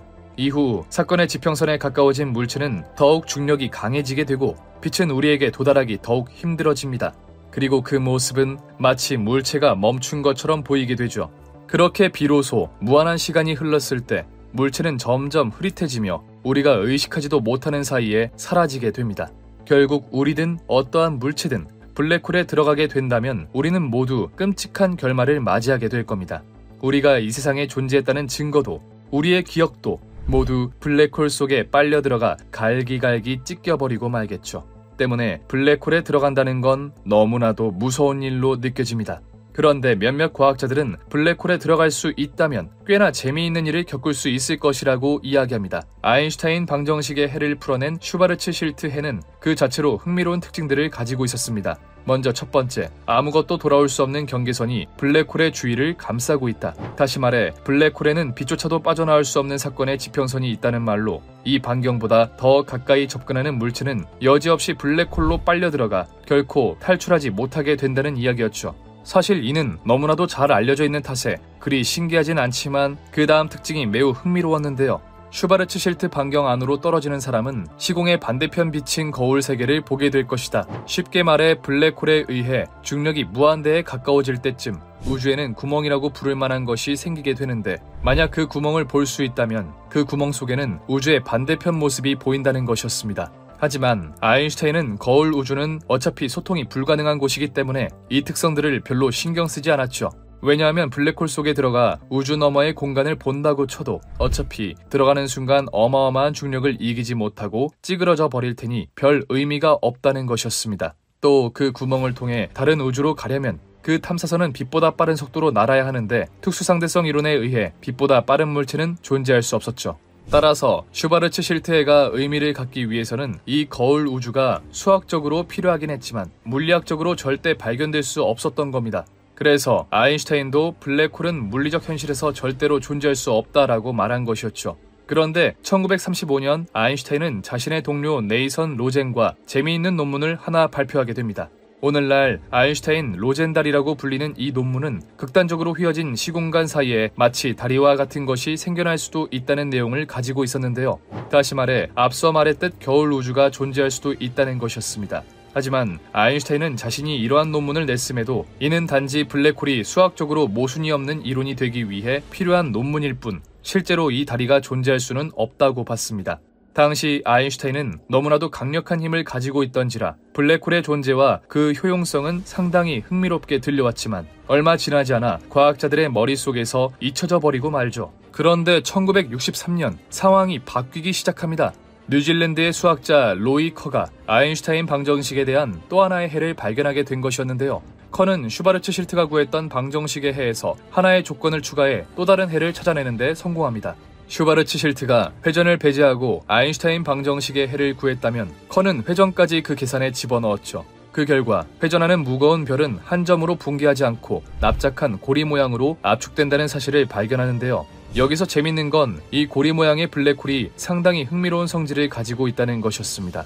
만약 블랙홀의 옆쪽에서 우주선이 움직인다면 그 우주선은 블랙홀의 어마어마한 공류를 맞닥뜨려 완전히 파괴되고 말 겁니다. 하지만 우주선을 그 고리의 위쪽이나 아래쪽으로 접근시키면 여전히 많은 중력을 버텨야 하긴 하지만 그래도 무한대의 중력까지는 버텨내지 않아도 되는데요. 다시 말해 우주선이 회전하는 블랙홀의 회전축을 따라 통과한다면 엄청난 중력을 견디긴 해야 하지만 그래도 반대편에 있는 우주에 도달할 수 있다는 것이었습니다. 마치 사과에 있는 벌레가 반대편에 도달하기 위해선 사과의 둘레를 기어가야 하지만 사과의 안쪽을 파먹으면 쉽게 반대편에 갈 수 있는 것처럼 웜홀이 탄생하게 되죠.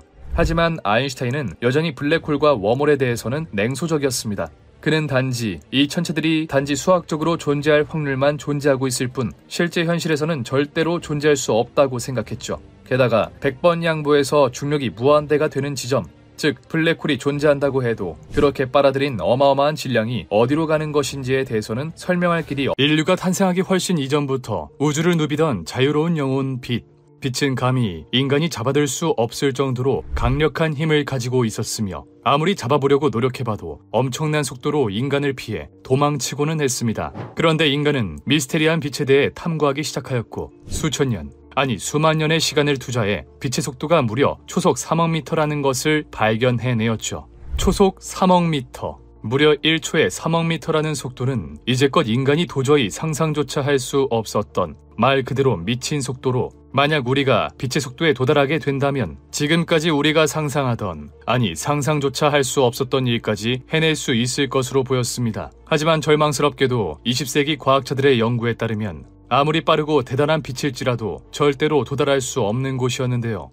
오늘 방구석에서 알아볼 과학은 빛은 우주 끝에 갈 수 있을까? 지금 바로 시작합니다. 과연 우리는 우주에서 얼마나 빠르게 이동할 수 있을까요? 우주의 환경은 여러 가지 제약 조건이 있는 우리 지구와 달리 속도를 내는 데 있어 굉장히 유리한 곳입니다. 우리에게 가장 친숙한 자동차만 생각해봐도 자동차는 앞으로 나아가기 위해 지면과 마찰을 일으키게 되는데요. 그 마찰 덕에 우리가 앞으로 나아갈 수 있는 것이긴 하지만 마찰과 함께 어마어마한 힘을 잃어버리게 되죠.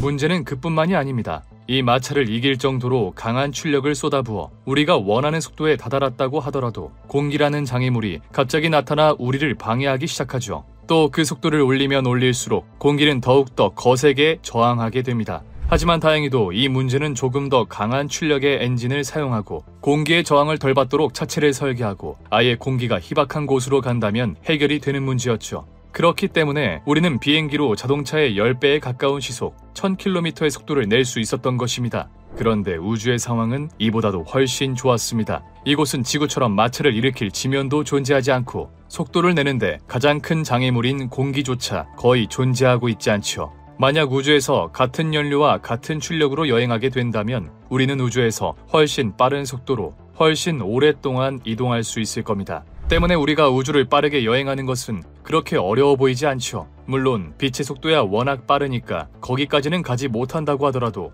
빛의 속도의 1% 정도는 도전해볼만 하지 않을까라고 생각해보신 분들도 많으실 겁니다.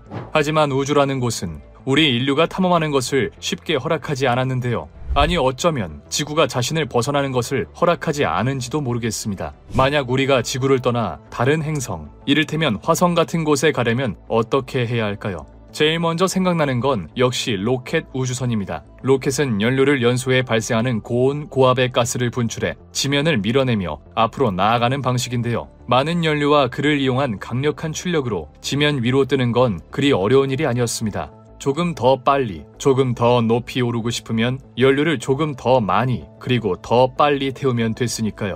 하지만 문제는 다른 곳에서 발생합니다. 그것은 바로 중력이었죠. 뉴턴의 만유인력 법칙에 의해 질량을 가지고 있는 물체는 서로를 당기는 힘을 가지고 있습니다. 현재 영상을 보고 있는 핸드폰 혹은 컴퓨터와 여러분들도 아주 미세하지만 서로를 당기고 있죠. 하지만 핸드폰이나 여러분의 질량은 우리가 느낄 수 있을 정도의 중력을 만들어내지 못하기 때문에 우리는 평소에 중력을 체감하면서 또 동시에 중력을 체감하지 못하고 있습니다. 하지만 이 이야기는 지구와 지구를 떠나려는 우주선에게는 다르게 작용했습니다. 1969년 인류 역사상 최초로 지구 이외의 천체에 발을 내딛게 해주었던 아폴로 11호. 아폴로 11호에게는 일반인들에게는 잘 알려지지 않은 숨겨진 조력자가 하나 있었는데요. 그것은 바로 아폴로 11호가 무사히 지구를 벗어날 수 있게 해주었던 강력한 운송수단 세턴5 로켓이었습니다. 이렇게 로켓과 우주선이 분리가 되는 이유에는 여러 가지가 있겠지만 그중 하나는 이 지구의 어마어마한 중력을 벗어나기 위해서였는데요. 지구를 벗어나는 과정에서 세턴5 로켓은 고도 68km, 시속 9,921km에 도달하는 데까지 무려 2,000톤에 달하는 연료를 소모하게 됩니다. 이후 1단 로켓이 분리되어 2단 로켓이 점화되고 마지막으로 한 번 더 3단 로켓이 점화되죠. 이처럼 지구의 중력은 너무나도 강력하기 때문에 지구를 벗어나기 위해서는 어마어마한 양의 연료와 연료통이 필요한데요. 만약 우주선과 로켓이 일체형이었다면 우주선은 우주에서 쓸데없이 커다란 연료통을 들고 다녀야 했을 겁니다. 그런 탓에 아폴로 11호와 세턴5 로켓은 서로 다른 임무를 맡아 달에 무사히 도착하게 되었죠.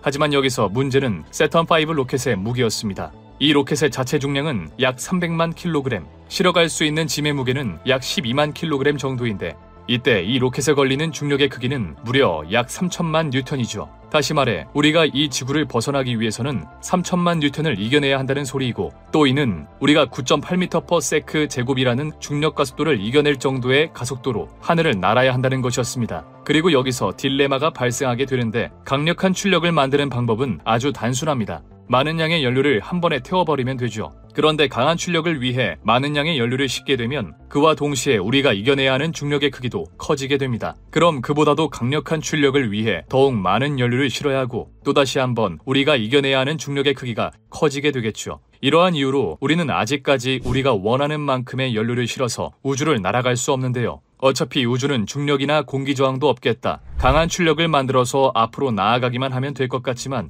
이와 같은 이유로 우리는 연료의 양을 제한해야 하기 때문에 우주에서 속도를 만드는 데 한계가 있죠. 하지만 우리 인류는 여기서 무너질 정도로 나약하지 않았는데요. 그 결과 추력은 약 20에서 250mN밖에 되지 않지만 5년간 24시간 풀가동할 수 있는 이온 엔진, 핵폭탄의 어마어마한 폭발력을 이용해 앞으로 나아가는 핵을 이용한 엔진, 우주상에 커다란 돛을 핀 후 빛의 압력을 받아 광속의 25%까지 낼 수 있는 솔라세일 우주선 등 우주에서 보다 적은 연료로 보다 빠르게 이동할 수 있는 우주선을 만들고 또 고안해내었죠. 지금의 기술력으로는 아직까지 고안하는 단계이지만 앞으로 10년 혹은 100년 뒤면 빛의 속도에 도달할 수 있을 것만 같습니다. 하지만 야속하게도 우리는 영원히 빛의 속도에 도달할 수 없는데요. 그 이유는 바로 우주 연구에 희망을 불어넣어 주었던 아인슈타인의 상대성 이론이 막고 있기 때문이었죠.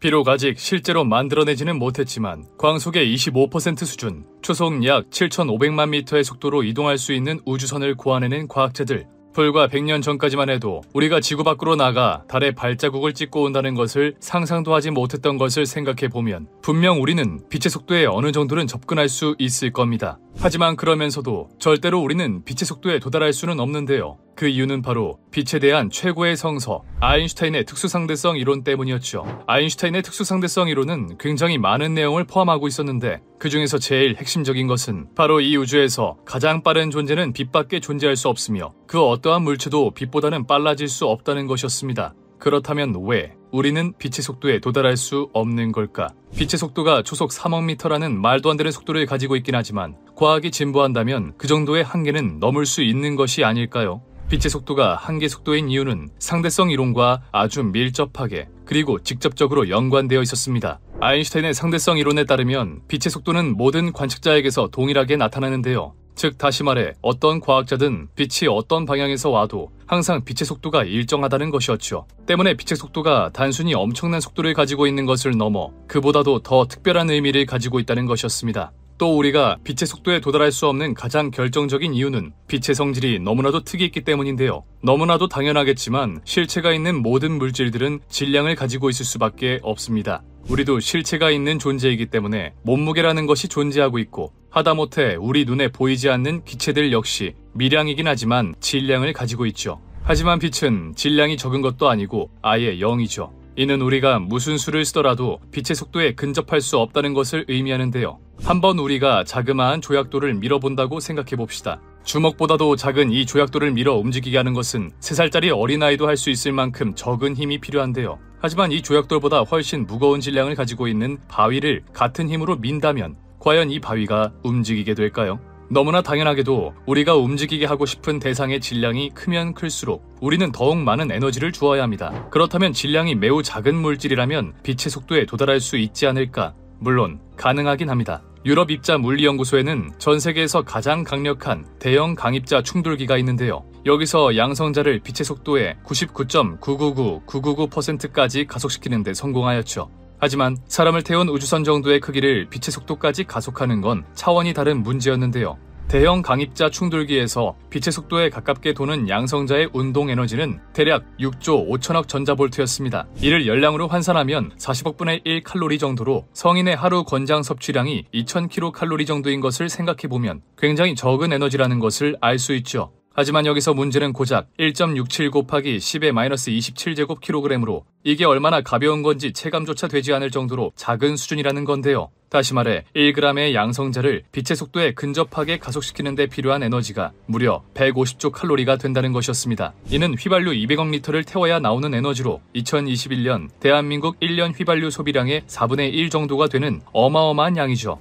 하지만 우리가 빛의 속도에 가깝게 가속시켜야 할 것은 바로 3000톤에 달하는 우주선이었는데, 이를 빛의 속도에 가깝게 만들려면 우리 지구에 있는 모든 휘발유, 천연가스, 셰일가스를 모두 동원한다고 해도 힘들 것이 분명하죠. 또 문제는 이뿐만이 아니었습니다. 물체가 어느 정도 유의미한 수준으로 빨라져 빛의 속도에 접근하게 되면 갑자기 그 물체의 질량이 늘어나기 시작하는데요. 상식적으로는 도저히 이해할 수 없는 상황이지만 안타깝게도 현실은 우리의 상식에 맞게 흘러가지 않았죠. 우리가 어떠한 물체를 빛의 속도에 가깝게 가속하기 위해서 우리는 분명 그 물체에 상상을 초월하는 많은 에너지를 전달하게 될 겁니다. 보통의 속도라면 이 에너지가 온전히 물체의 운동에 쓰여 가속이 되었겠지만 어느 정도 속도가 붙어 이를테면 빛의 속도의 절반 수준에 이르게 되면 이 에너지가 다른 것으로 바뀌게 되는데요. 이것이 바로 아인슈타인의 특수상대성 이론에 도출되는 또 하나의 중요한 원리, 이는 mc²였죠. 이는 mc² 혹은 질량 에너지 동등성 원리라고도 불리는 이 식은 질량과 에너지 간의 관계를 설명하는 식인데요.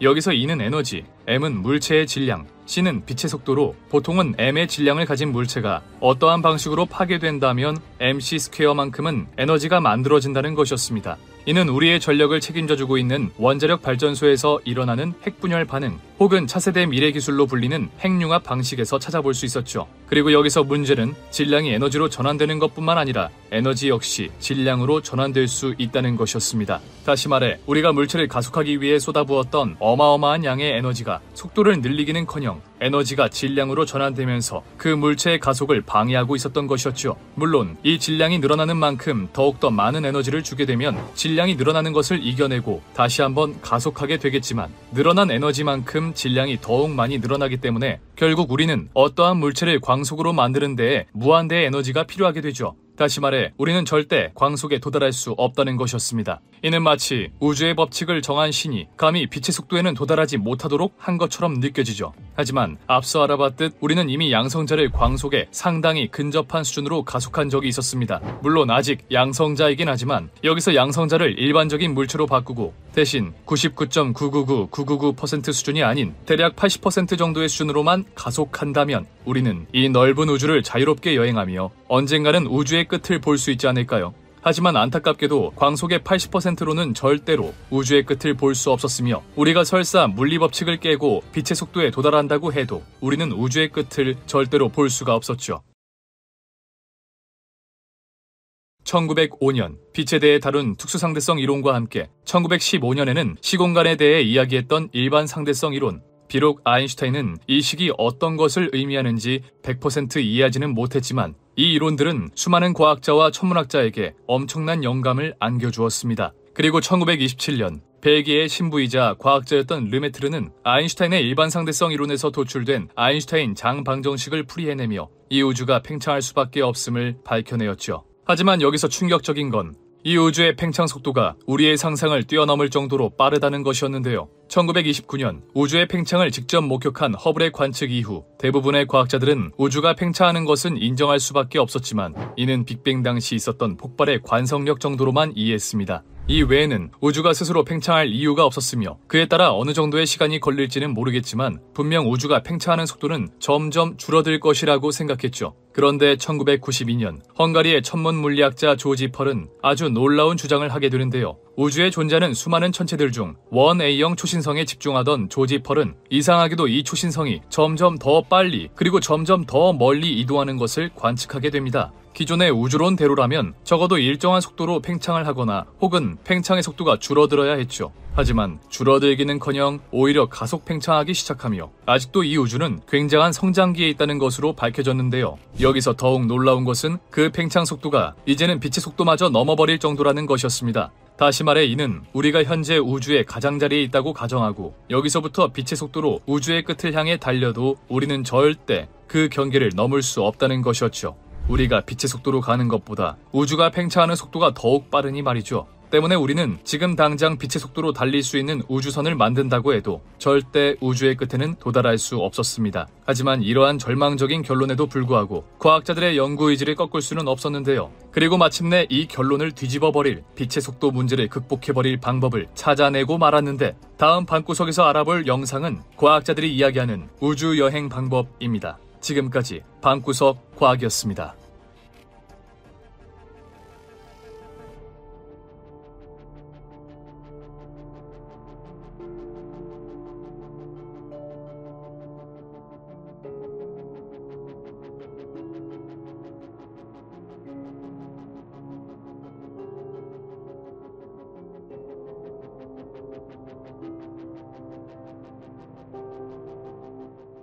지금으로부터 약 138억 년 전, 그 어떠한 전조 증상 없이 그 누구도 알지 못하던 곳에서 시작된 거대한 폭발 빅뱅. 빅뱅은 인간의 상상력을 아득히 뛰어넘는 미친 속도로 공간을 만들어 나가며 우주의 토대를 마련했고 그로부터 영겁의 시간이 흐른 결과 지금의 우주를 만들어냈습니다. 하지만 이 우주가 도대체 어떤 이유로 어떻게 생겨났는지는 400만 년에 가까운 인류의 역사 동안에도 밝혀내지 못했는데요. 과연 이 우주는 누가 어떤 이유로 왜 이곳에 만든 것일까요? 우주는 정말 우리가 살고 있는 이 우주 하나뿐일까요? 꼬리에 꼬리를 무는 질문은 한없이 이어져 갔고 이 호기심을 풀기 위해 과학자들은 거꾸로 접근해보기로 합니다. 그리고 마침내 이 우주가 탄생한 순간, 즉 빅뱅 이후에 어떤 일이 벌어졌는지까지 알아내고야 마는데요. 오늘 방구석에서 알아볼 과학, 빅뱅 이후에는 무슨 일이 있었을까? 지금 바로 시작합니다. 태초의 한 점에서 시작된 우주 역사상 가장 강력한 폭발 빅뱅. 하지만 이 폭발은 우리가 생각하는 폭탄 같은 폭발이 아니었는데요. 빅뱅에서 이야기하는 폭발은 엄밀히 말하면 폭발이 아니었고 그저 우주의 덩치가 커지는 현상에 불과했습니다. 때문에 빅뱅이 한 점에서 일어났다는 것도 사실은 잘못된 표현이었는데 빅뱅은 우주가 생성되기 전까지는 시간도 공간도 점이라고 부를 수 있는 차원도 존재하지 않았죠. 때문에 빅뱅 이전에는 무엇이 존재했냐는 질문은 전제부터 틀린 것이었습니다. 하지만 편의상 빅뱅을 한 점에서 일어난 폭발이라고 가정하며 이야기를 한번 시작해보죠.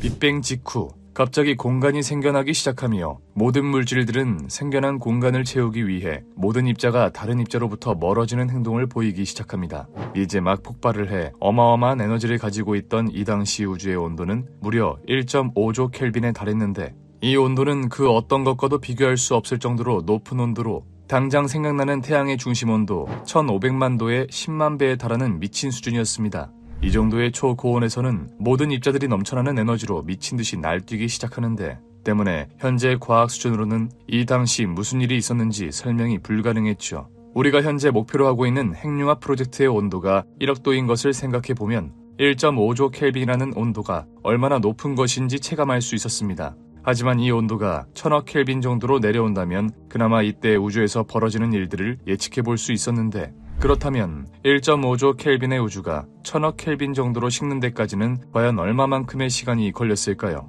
놀랍게도 그 소요 시간은 단 0.01초. 이때 우주 전체 크기는 고작 4광년에 불과했는데 그 모든 곳을 에너지로 채우고 나서도 남은 온도가 1000억 켈빈이었던 것이죠. 이 당시 우주는 원자핵조차 버틸 수 없던 초고온의 상태로 그곳엔 양전자, 전자, 뉴트리노, 광자, 그리고 복사에너지만이 존재하고 있었습니다. 여기서 전자는 우리가 알고 있는 그 전자, 즉 원자핵을 둘러싸고 있는 음의 전하를 띠고 있는 물질이었는데 우주 초창기에는 이 전자가 정말 셀 수도 없이 많이 차지하고 있었죠. 또 양전자 역시 많이 존재하고 있었는데 이 물질은 전자와 모든 성질은 동일하지만 전하만 플러스 1인 재미있는 물질이었습니다. 지금 양전자를 보기 위해선 실험실에서 핵반응을 일으키거나 우주 밖 초신성 폭발에서나 간신히 관측할 수 있는 매우 귀한 물질이었는데 이 당시 우주에는 정말 널려있다는 표현이 적합할 정도로 전자와 함께 우주 전역에 퍼져 있었죠. 그 다음으로 우주를 차지하고 있었던 물질은 이름도 생소한 뉴트리노였는데 이 물질은 오로지 양력과 중력에만 반응하며 다른 물질과는 어떠한 상호작용도 하지 않는 신비한 물질이었습니다. 상호작용을 하지 않는다는 말은 쉽게 말해 이 뉴트리노 앞에 어떤 물질이 있든 원래 아무것도 없었던 것처럼 통과해버린다는 뜻이었죠. 마지막으로 우주에는 빛, 즉 광자 역시 굉장히 많았는데 광자는 앞의 세 물질과는 다르게 전하와 질량이 없고 오직 에너지만을 가지고 있는 물질이었습니다. 이들은 상상할 수도 없을 정도로 높은 온도에서 수없이 충돌하며 생성과 소멸 과정을 반복하였고 그 과정에서 마침내 서로의 열의 양이 같아지는 열평형 상태에 다다르게 됩니다. 그리고 이 시기 드디어 물질의 근본이라고 할 수 있는 쿼크와 글루온이 등장하게 되는데요. 쿼크는 모든 물질의 가장 기본적인 입자로 현재 영상을 시청하고 있는 핸드폰이나 컴퓨터가 수많은 금속으로 이루어져 있다면 그 금속은 수많은 원자로 이루어져 있고 그 원자는 양성자와 중성자, 마지막으로 이들은 쿼크로 이루어져 있었죠. 그리고 글루온은 쉽게 말해 이 쿼크의 집합체인 양성자와 중성자를 묶는 데 사용되는 접착제였습니다. 이는 다시 말해 본격적으로 이 우주에서 무언가 물질이 생성되려고 한다는 것을 이야기하고 있었죠. 하지만 안타깝게도 이 당시 우주에 존재하는 물질의 기본 입자, 양성자와 중성자의 수는 굉장히 적었는데요. 대략적으로 그 당시 우주의 광자, 뉴트리노, 전자, 양전자가 10억 개 존재했다면 이때 양성자와 중성자의 개수는 1개 정도 되는 수준이었습니다. 하지만 시간이 흐름에 따라 그 비율은 조금씩 오르기 시작합니다. 그렇게 빅뱅 이후 0.11초 후 1000억 켈빈에 달했던 우주의 온도는 이제 300억 켈빈까지 떨어지게 되는데요. 여전히 우주의 대부분은 전자와 양전자, 광자와 뉴트리노가 차지하고 있었고 여전히 우주에서 양성자와 중성자의 숫자는 희박한 수준이었죠. 하지만 이 시기 우주는 격변의 시기를 겪게 됩니다. 300억 켈빈으로 온도가 떨어지면서 중성자와 양성자가 서로 왔다 갔다 하며 변하는 현상이 일어나게 되는데요. 상대적으로 무거운 중성자가 상대적으로 가벼운 양성자로 또 동시에 양성자가 중성자로 변하기도 하였습니다. 이 과정을 반복하며 어느새 우주의 온도는 점차 내려갔고 온도가 떨어짐에 따라 비교적 무거웠던 중성자는 활동성이 떨어지며 조금 더 활발하게 움직일 수 있는 가벼운 양성자로 많이 변하게 됩니다. 이 시기 양성자와 중성자의 비율은 각각 62%와 38%로 오랜 시간에 걸쳐 이 우주의 근본을 만들어가기 시작하죠. 그리고 이제 빅뱅 1초 후 우주의 온도는 1초 만에 1.5조 켈빈에서 100억 켈빈으로 떨어지게 되는데요. 우주의 팽창과 함께 온도가 떨어짐에 따라 물질들은 점차 활동성이 약해져갔고 그에 따라 변화도 점차 약해지게 됩니다. 하지만 그러면서도 양성자와 중성자는 계속해서 역할을 뒤바꿨는데 이 당시 양성자와 중성자의 비율은 각각 76%와 24%였죠. 그리고 빅뱅 14초 후 이제 우주의 온도는 비교적 낮은 30억 켈빈에 도달했고 이제 본격적인 우주의 초기 모습이 구성되기 시작합니다. 보통 기체에 강한 압력을 가하면 액체로 변하는 현상을 볼 수 있는데 우리 주변에서 쉽게 볼 수 있는 것으로 액화질소 같은 것이 있죠. 하지만 아무리 압력이 강하더라도 온도가 너무 높다면 기체는 절대로 액체가 될 수 없는데 그 한계 온도를 문턱 온도라고 부릅니다. 이 문턱 온도보다 높으면 아무리 압축해도 물질의 상태 변화가 일어나지 않고 이 문턱 온도보다 낮아져야만 비로소 물질의 상 변화가 이뤄지게 되죠. 또 물질마다 문턱 온도는 다른데 바로 이 시기가 전자의 문턱 온도에 다다르는 시기였습니다. 우주의 온도가 전자의 문턱 온도에 다다르자 전자는 빠르게 소멸하기 시작했고 전자가 소멸하는 과정에서 E는 mc제곱에 의해 에너지가 방출되며 이때 잠시 우주가 냉각되는 속도가 조금 늦춰지게 됩니다. 그렇게 시간이 흘러 점차 온도가 낮아진 우주, 그리고 이때부터 드디어 우주는 현재의 모습을 만들기 위한 빌드업을 하기 시작하는데요. 바로 헬륨이 생성될 타이밍이었죠. 물론 현재 우주의 상황이 고온과 고압의 환경인지라 헬륨 생성이 쉬울 것이라고 생각하실 수도 있지만 이 시기 우주는 상상을 초월하는 속도로 팽창하고 있던지라 핵융합을 할 수 있을 정도로 물질들끼리 만날 수도 없는 상황이었습니다. 대신 우주를 떠돌고 있는 양성자와 중성자가 빠르게 서로를 지나치며 우연히 헬륨이 만들어지게 되었죠. 쉽게 말해 양성자 2개와 중성자 1개가 충돌하면 헬륨3가, 양성자 1개와 중성자 2개가 충돌하면 삼중수소가 탄생하는 시기였습니다. 그리고 다시 한번 헬륨3에 중성자가 충돌하게 되면 그제서야 최초의 양성자와 중성자를 각각 2개씩 가진 우리가 아는 헬륨의 핵이 탄생하게 되었죠. 이런 과정은 약 3분가량 지속되었고, 그렇게 빅뱅 이후 3분 46초 후 이제 우주는 비교적 차가운 9억 켈빈에 도달하게 됩니다. 9억 켈빈은 핵 합성이 일어나기 좋은 조건이었습니다. 우주에 존재하던 수많은 양성자와 중성자는 본격적인 핵 합성을 일으키며 수소와 헬륨을 본격적으로 만들어내기 시작했고, 이제서야 드디어 우주의 기초를 만들어내었죠. 그리고 이때 만들어진 수소와 헬륨의 비가 약 3대 1이었는데 놀랍게도 현재 우주의 수소와 헬륨의 비 역시 3대 1로, 이는 우주 배경 복사와 더불어 이 우주가 빅뱅으로 탄생했다는 것에 강력한 증거가 되었습니다. 이후 수없이 많은 핵 합성으로 우주는 수소와 헬륨으로 가득 차기 시작했고, 이는 수십만 년 동안 지속되며 우주의 온도는 약 2.725 켈빈에 도달하게 되죠. 그렇게 길고도 길었던 빅뱅의 대장정은 비로소 마무리되게 됩니다. 그리고 이제부터 빅뱅으로 인해 탄생한 수소와 헬륨이 이 광활한 우주를 채워나가기 시작했는데요. 우주 곳곳에 균일하게 퍼진 수소와 헬륨은 서로의 질량에 의해 중력으로 이끌리며 뭉쳐졌고, 점점 더 높은 번호의 원소, 그 원소들로 이루어진 암석 덩어리, 이런 모든 것들로 구성된 별, 은하, 은하계 등등 수많은 별들이 태어나고 죽으며, 그로부터 약 92억 년 후 비로소 우리 태양과 지구가 이 우주에 나타나게 되죠. 그 이후에도 우주 곳곳에서는 끊임없이 별들을 만들어내며 활발하게 활동하였고, 약 46억 년 뒤 그런 지구에 인류가 나타나 이제 우주의 비밀을 풀기 위해 열심히 고군분투하고 있습니다. 하지만 우주의 비밀을 모두 품고 있는 빅뱅에는 몇 가지 이상한 점들이 있었는데요. 1915년 아인슈타인의 일반상대성 이론을 바탕으로 탄생한 우주의 이야기 빅뱅 이론. 하지만 빅뱅 이론은 당대의 패러다임을 바꿨던 모든 이론들이 그랬듯 이론 발표 시점부터 모든 방면에서 거센 반대를 받으며 학계의 정설로 인정받기까지 수십 년의 세월이 걸렸는데요.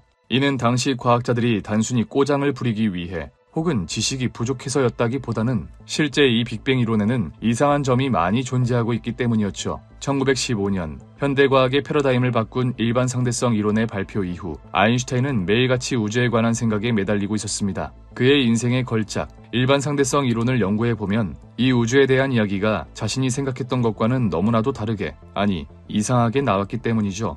일반상대성 이론에 의하면 질량이 있는 물체들은 모두 제각각의 중력을 가지고 있어야 했습니다. 당연한 사실이죠. 하지만 문제는 이 우주에 존재하는 수많은 천체들은 모두 천문학적인 질량을 가지고 있었고, 이는 다시 말해 모두 엄청난 중력을 가지고 있다는 것인데요. 실제 중력은 절대로 무시할 수 없는 어마어마한 힘으로 아무리 거리가 멀어도 중력이 0이 되는 경우는 이 우주에서 존재할 수 없습니다. 중력의 힘이 거리의 제곱에 반비례하기는 하지만 아무리 멀리 떨어져 있어도 중력에는 마이너스가 없기 때문에 절대 0이 될 수는 없는 것이죠. 그렇다면 모든 천체들은 각자의 중력에 이끌려 이 우주는 수축해야만 했습니다. 아인슈타인의 일반상대성 이론이 틀렸을 리는 없었으니까요. 그래서 만약 일반상대성 이론에 따라 어마어마한 중력에 의해 우주가 수축하는 것이 맞았다면 이 우주는 엄청난 중력으로 인해 순식간에 수축되어, 아니 이미 수축된 상태로 빅뱅 당시의 모습에 도달해야 했습니다. 하지만 당연하게도 이 우주는 수축하는 모습을 보여주지 않았고 오히려 평온한 모습만을 보여줄 뿐이었죠. 때문에 아인슈타인은 2년 뒤인 1917년 일반상대성 이론에 의해 우주가 변할 수 있다는 사실을 무시한 채 이 우주가 지금 우리 눈에 보이는 것처럼 변하지 않는다는 정적 우주론을 주장하게 됩니다. 하지만 아시다시피 얼마 안가 1927년 벨기에의 천문학자 조르주 르메트르는 아인슈타인 방정식을 통해 우주가 팽창한다는 사실을 밝혀내게 되죠. 그렇다면 여기서 의문이 하나 생깁니다. 분명 아인슈타인의 일반상대성 이론에 의해 각각의 천체들은 어마어마한 중력을 가지고 있을 것임이 분명합니다. 하지만 원인 모를 이유로 이 우주는 팽창하고 있죠. 자, 이 부분은 이 팽창하는 힘이 중력을 아득히 뛰어넘어 버릴 정도로 강해 해결할 수 있는 부분이라고 해봅시다. 하지만 이런 가정을 해봐도 빅뱅에는 여전히 문제가 있었습니다.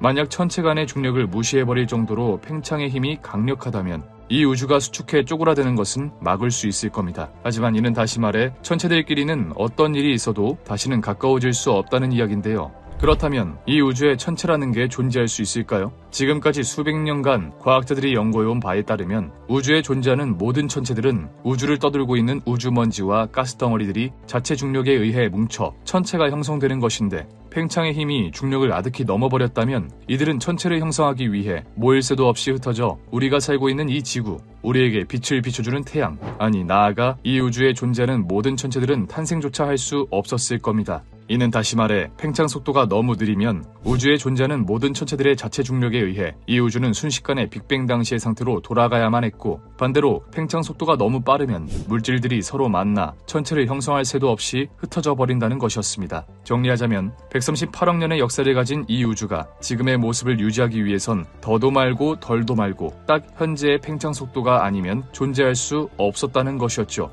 딱 맞는 게 필요한 건 이뿐만이 아니었습니다. 아인슈타인과 르메트르 그리고 허블로 인해 시작된 빅뱅 이론은 2003년 미국의 나사가 쏘아올린 탐사선 WMAP에 의해 완성되었는데요. WMAP은 빅뱅 직후 38만 년이 지난 우주의 모습을 찍어내며 우주가 빅뱅 직후 고르게 분포되어 있었다는 빅뱅의 강력한 증거를 제시했죠. 이로 인해 이제 우리는 우주가 생각보다 굉장히 균일하게 이루어져 있다는 것을 알게 되었습니다. 하지만 이 발견은 빅뱅의 증명과 동시에 빅뱅에 대한 의구심을 더해주었는데, 과연 어떻게 이 우주가 이 정도로 균일할 수 있냐는 것이었습니다. 만약 조금이라도 균일하지 않게 이루어져 있었다면, 즉 우주 일부분의 천체가 몰린 곳이 있었다면 그곳은 일반 상대성 이론에 의해 굉장히 중력을 가지고 있었을 겁니다. 그리고 한계 질량, 한계 중력을 넘어서며 결국 블랙홀로 발전하였을 것이고, 나아가 조금이라도 천체가 모여있는 곳이라면 순식간에 블랙홀이 되어 이 우주는 온 세상이 블랙홀 천지가 되었을 텐데요. 하지만 이를 정교하게 계산이라도 한 듯 각 천체들은 서로에게 간접적인 영향만을 끼치도록 설계되었고, 다행히도 우리가 걱정하는 대형 블랙홀 천지의 세상은 만들어지지 않았죠. 가만히 하늘을 올려다보면 무질서해 보이는 우주가 사실은 매우 균일하게 이루어져 있다니, 이게 어떻게 된 일일까요? 한 점에 모여있던 고에너지가 마구잡이로 팽창했을 텐데 정말 신이 개입해서 이 우주를 균일하게 설계하기라도 한 것일까요? 다행히 빅뱅에 대한 이번 의문은 한 가지 이론으로 전부 설명될 수 있었습니다. 바로 그 유명한 인플레이션 이론이었죠. 빅뱅 이론 초기, 우리의 우주가 점진적으로 팽창해 지금의 상태에 이르렀을 것이라 생각했지만, 사실 우리 우주는 빅뱅 직후 10의 마이너스 43제곱초 지점에서 엄청나게 급팽창을 했다는 것이었습니다. 이때 팽창한 크기만 무려 10의 30제곱배, 천천히 비슷한 속도로 우주가 팽창했다면 이토록 균일하게 천체가 분포될 수 없었겠지만, 우리가 인지할 수도 없을 정도로 짧은 10의 마이너스 43제곱초 만에 10의 30제곱배가 커진 만큼 이 우주는 억지로 균일해질 수밖에 없다는 것이었죠. 워낙 순식간에 이루어진 팽창으로 우리는 비교적 균일한 우주를 만나볼 수 있었고, 이때 남아있는 에너지가 바로 우주 전역에서 2.725켈빈으로 측정되는 우주 배경 복사인 것이었습니다. 하지만 그러면서도 이 사실은 또 한 가지 의문을 가져왔는데요. 인플레이션 이론에 따라 이 우주가 급격히 팽창했고, 그로 인해 이 우주가 굉장히 균일화되었다면 분명 빅뱅 초기 우주는 서로와의 거리를 적당히 유지하고 있었을 겁니다. 하지만 문제는, 만약 우주의 모든 물질들이 그렇게 적당한 균형을 유지하고 있었다면 우리 지구와 같은 천체들은 절대로 만들어질 수 없다는 것이었는데요. 우주에 존재하는 입자들이 서로 만나 충돌하기도 하고 부서지기도 하고 모이기도 해야 우리와 같은 천체들이 만들어지는데, 만약 서로 당기는 힘이 적절히 조화를 이루며 너무나도 균일한 상태라면 서로가 서로에게 아무런 영향을 끼치지 않아 이 우주에는 그 어떠한 천체도 생성될 수 없다는 것이었습니다. 때문에 이 우주는 균일해야 하지만 또 동시에 어느 정도의 불균일성도 필요했는데요. 1965년 펜지어스와 윌슨이 기껏 빅뱅의 증거로 균일하게 퍼져있는 우주 배경 복사를 발견했는데, 이번에는 우주가 너무 균일하면 오히려 우리 지구와 같은 천체가 생성될 수 없다는 곤란한 상황에 놓여버리고 만 것이죠. 너무나도 아이러니한 상황에 미국의 나사에서는 1992년 우주 배경 복사를 보다 정밀하게 관측하기 위해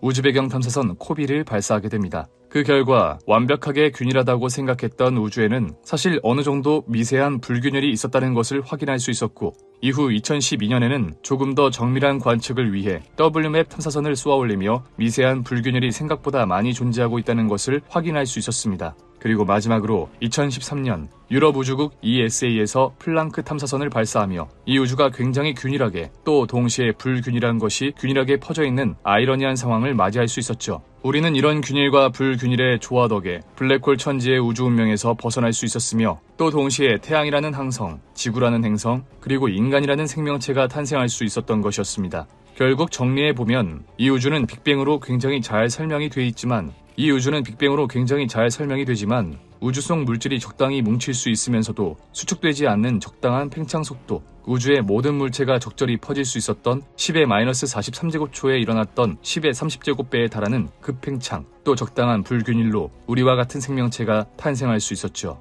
하지만 이는 빅뱅의 궁금증을 완벽하게 해소한 것은 아니었습니다. 그렇다면 어떻게 이 우주는 적당히 뭉칠 수 있으면서도 수축을 방지하는 적절한 팽창 속도를 가지게 되었을까요? 왜 하필 10의 30제곱배 급팽창이라는 말도 안 되는 일이 벌어진 걸까요? 또 결정적으로 빅뱅의 가장 중요한 증거였던 우주의 균일성이 사실은 불균일했던 이유는 무엇일까요? 우리를 이 세상에 탄생케 만든 우주의 미세한 균일의 정체는 무엇이었으며 왜 생겨난 것일까요? 그 해답은 아직까지도 정체를 알 수 없기에 붙여진 이름, 암흑물질과 암흑에너지에서 어느 정도 찾아볼 수 있었습니다. 다음 방구석에서 알아볼 과학은 암흑물질과 암흑에너지, 도대체 정체가 뭘까입니다. 지금까지 방구석 과학이었습니다.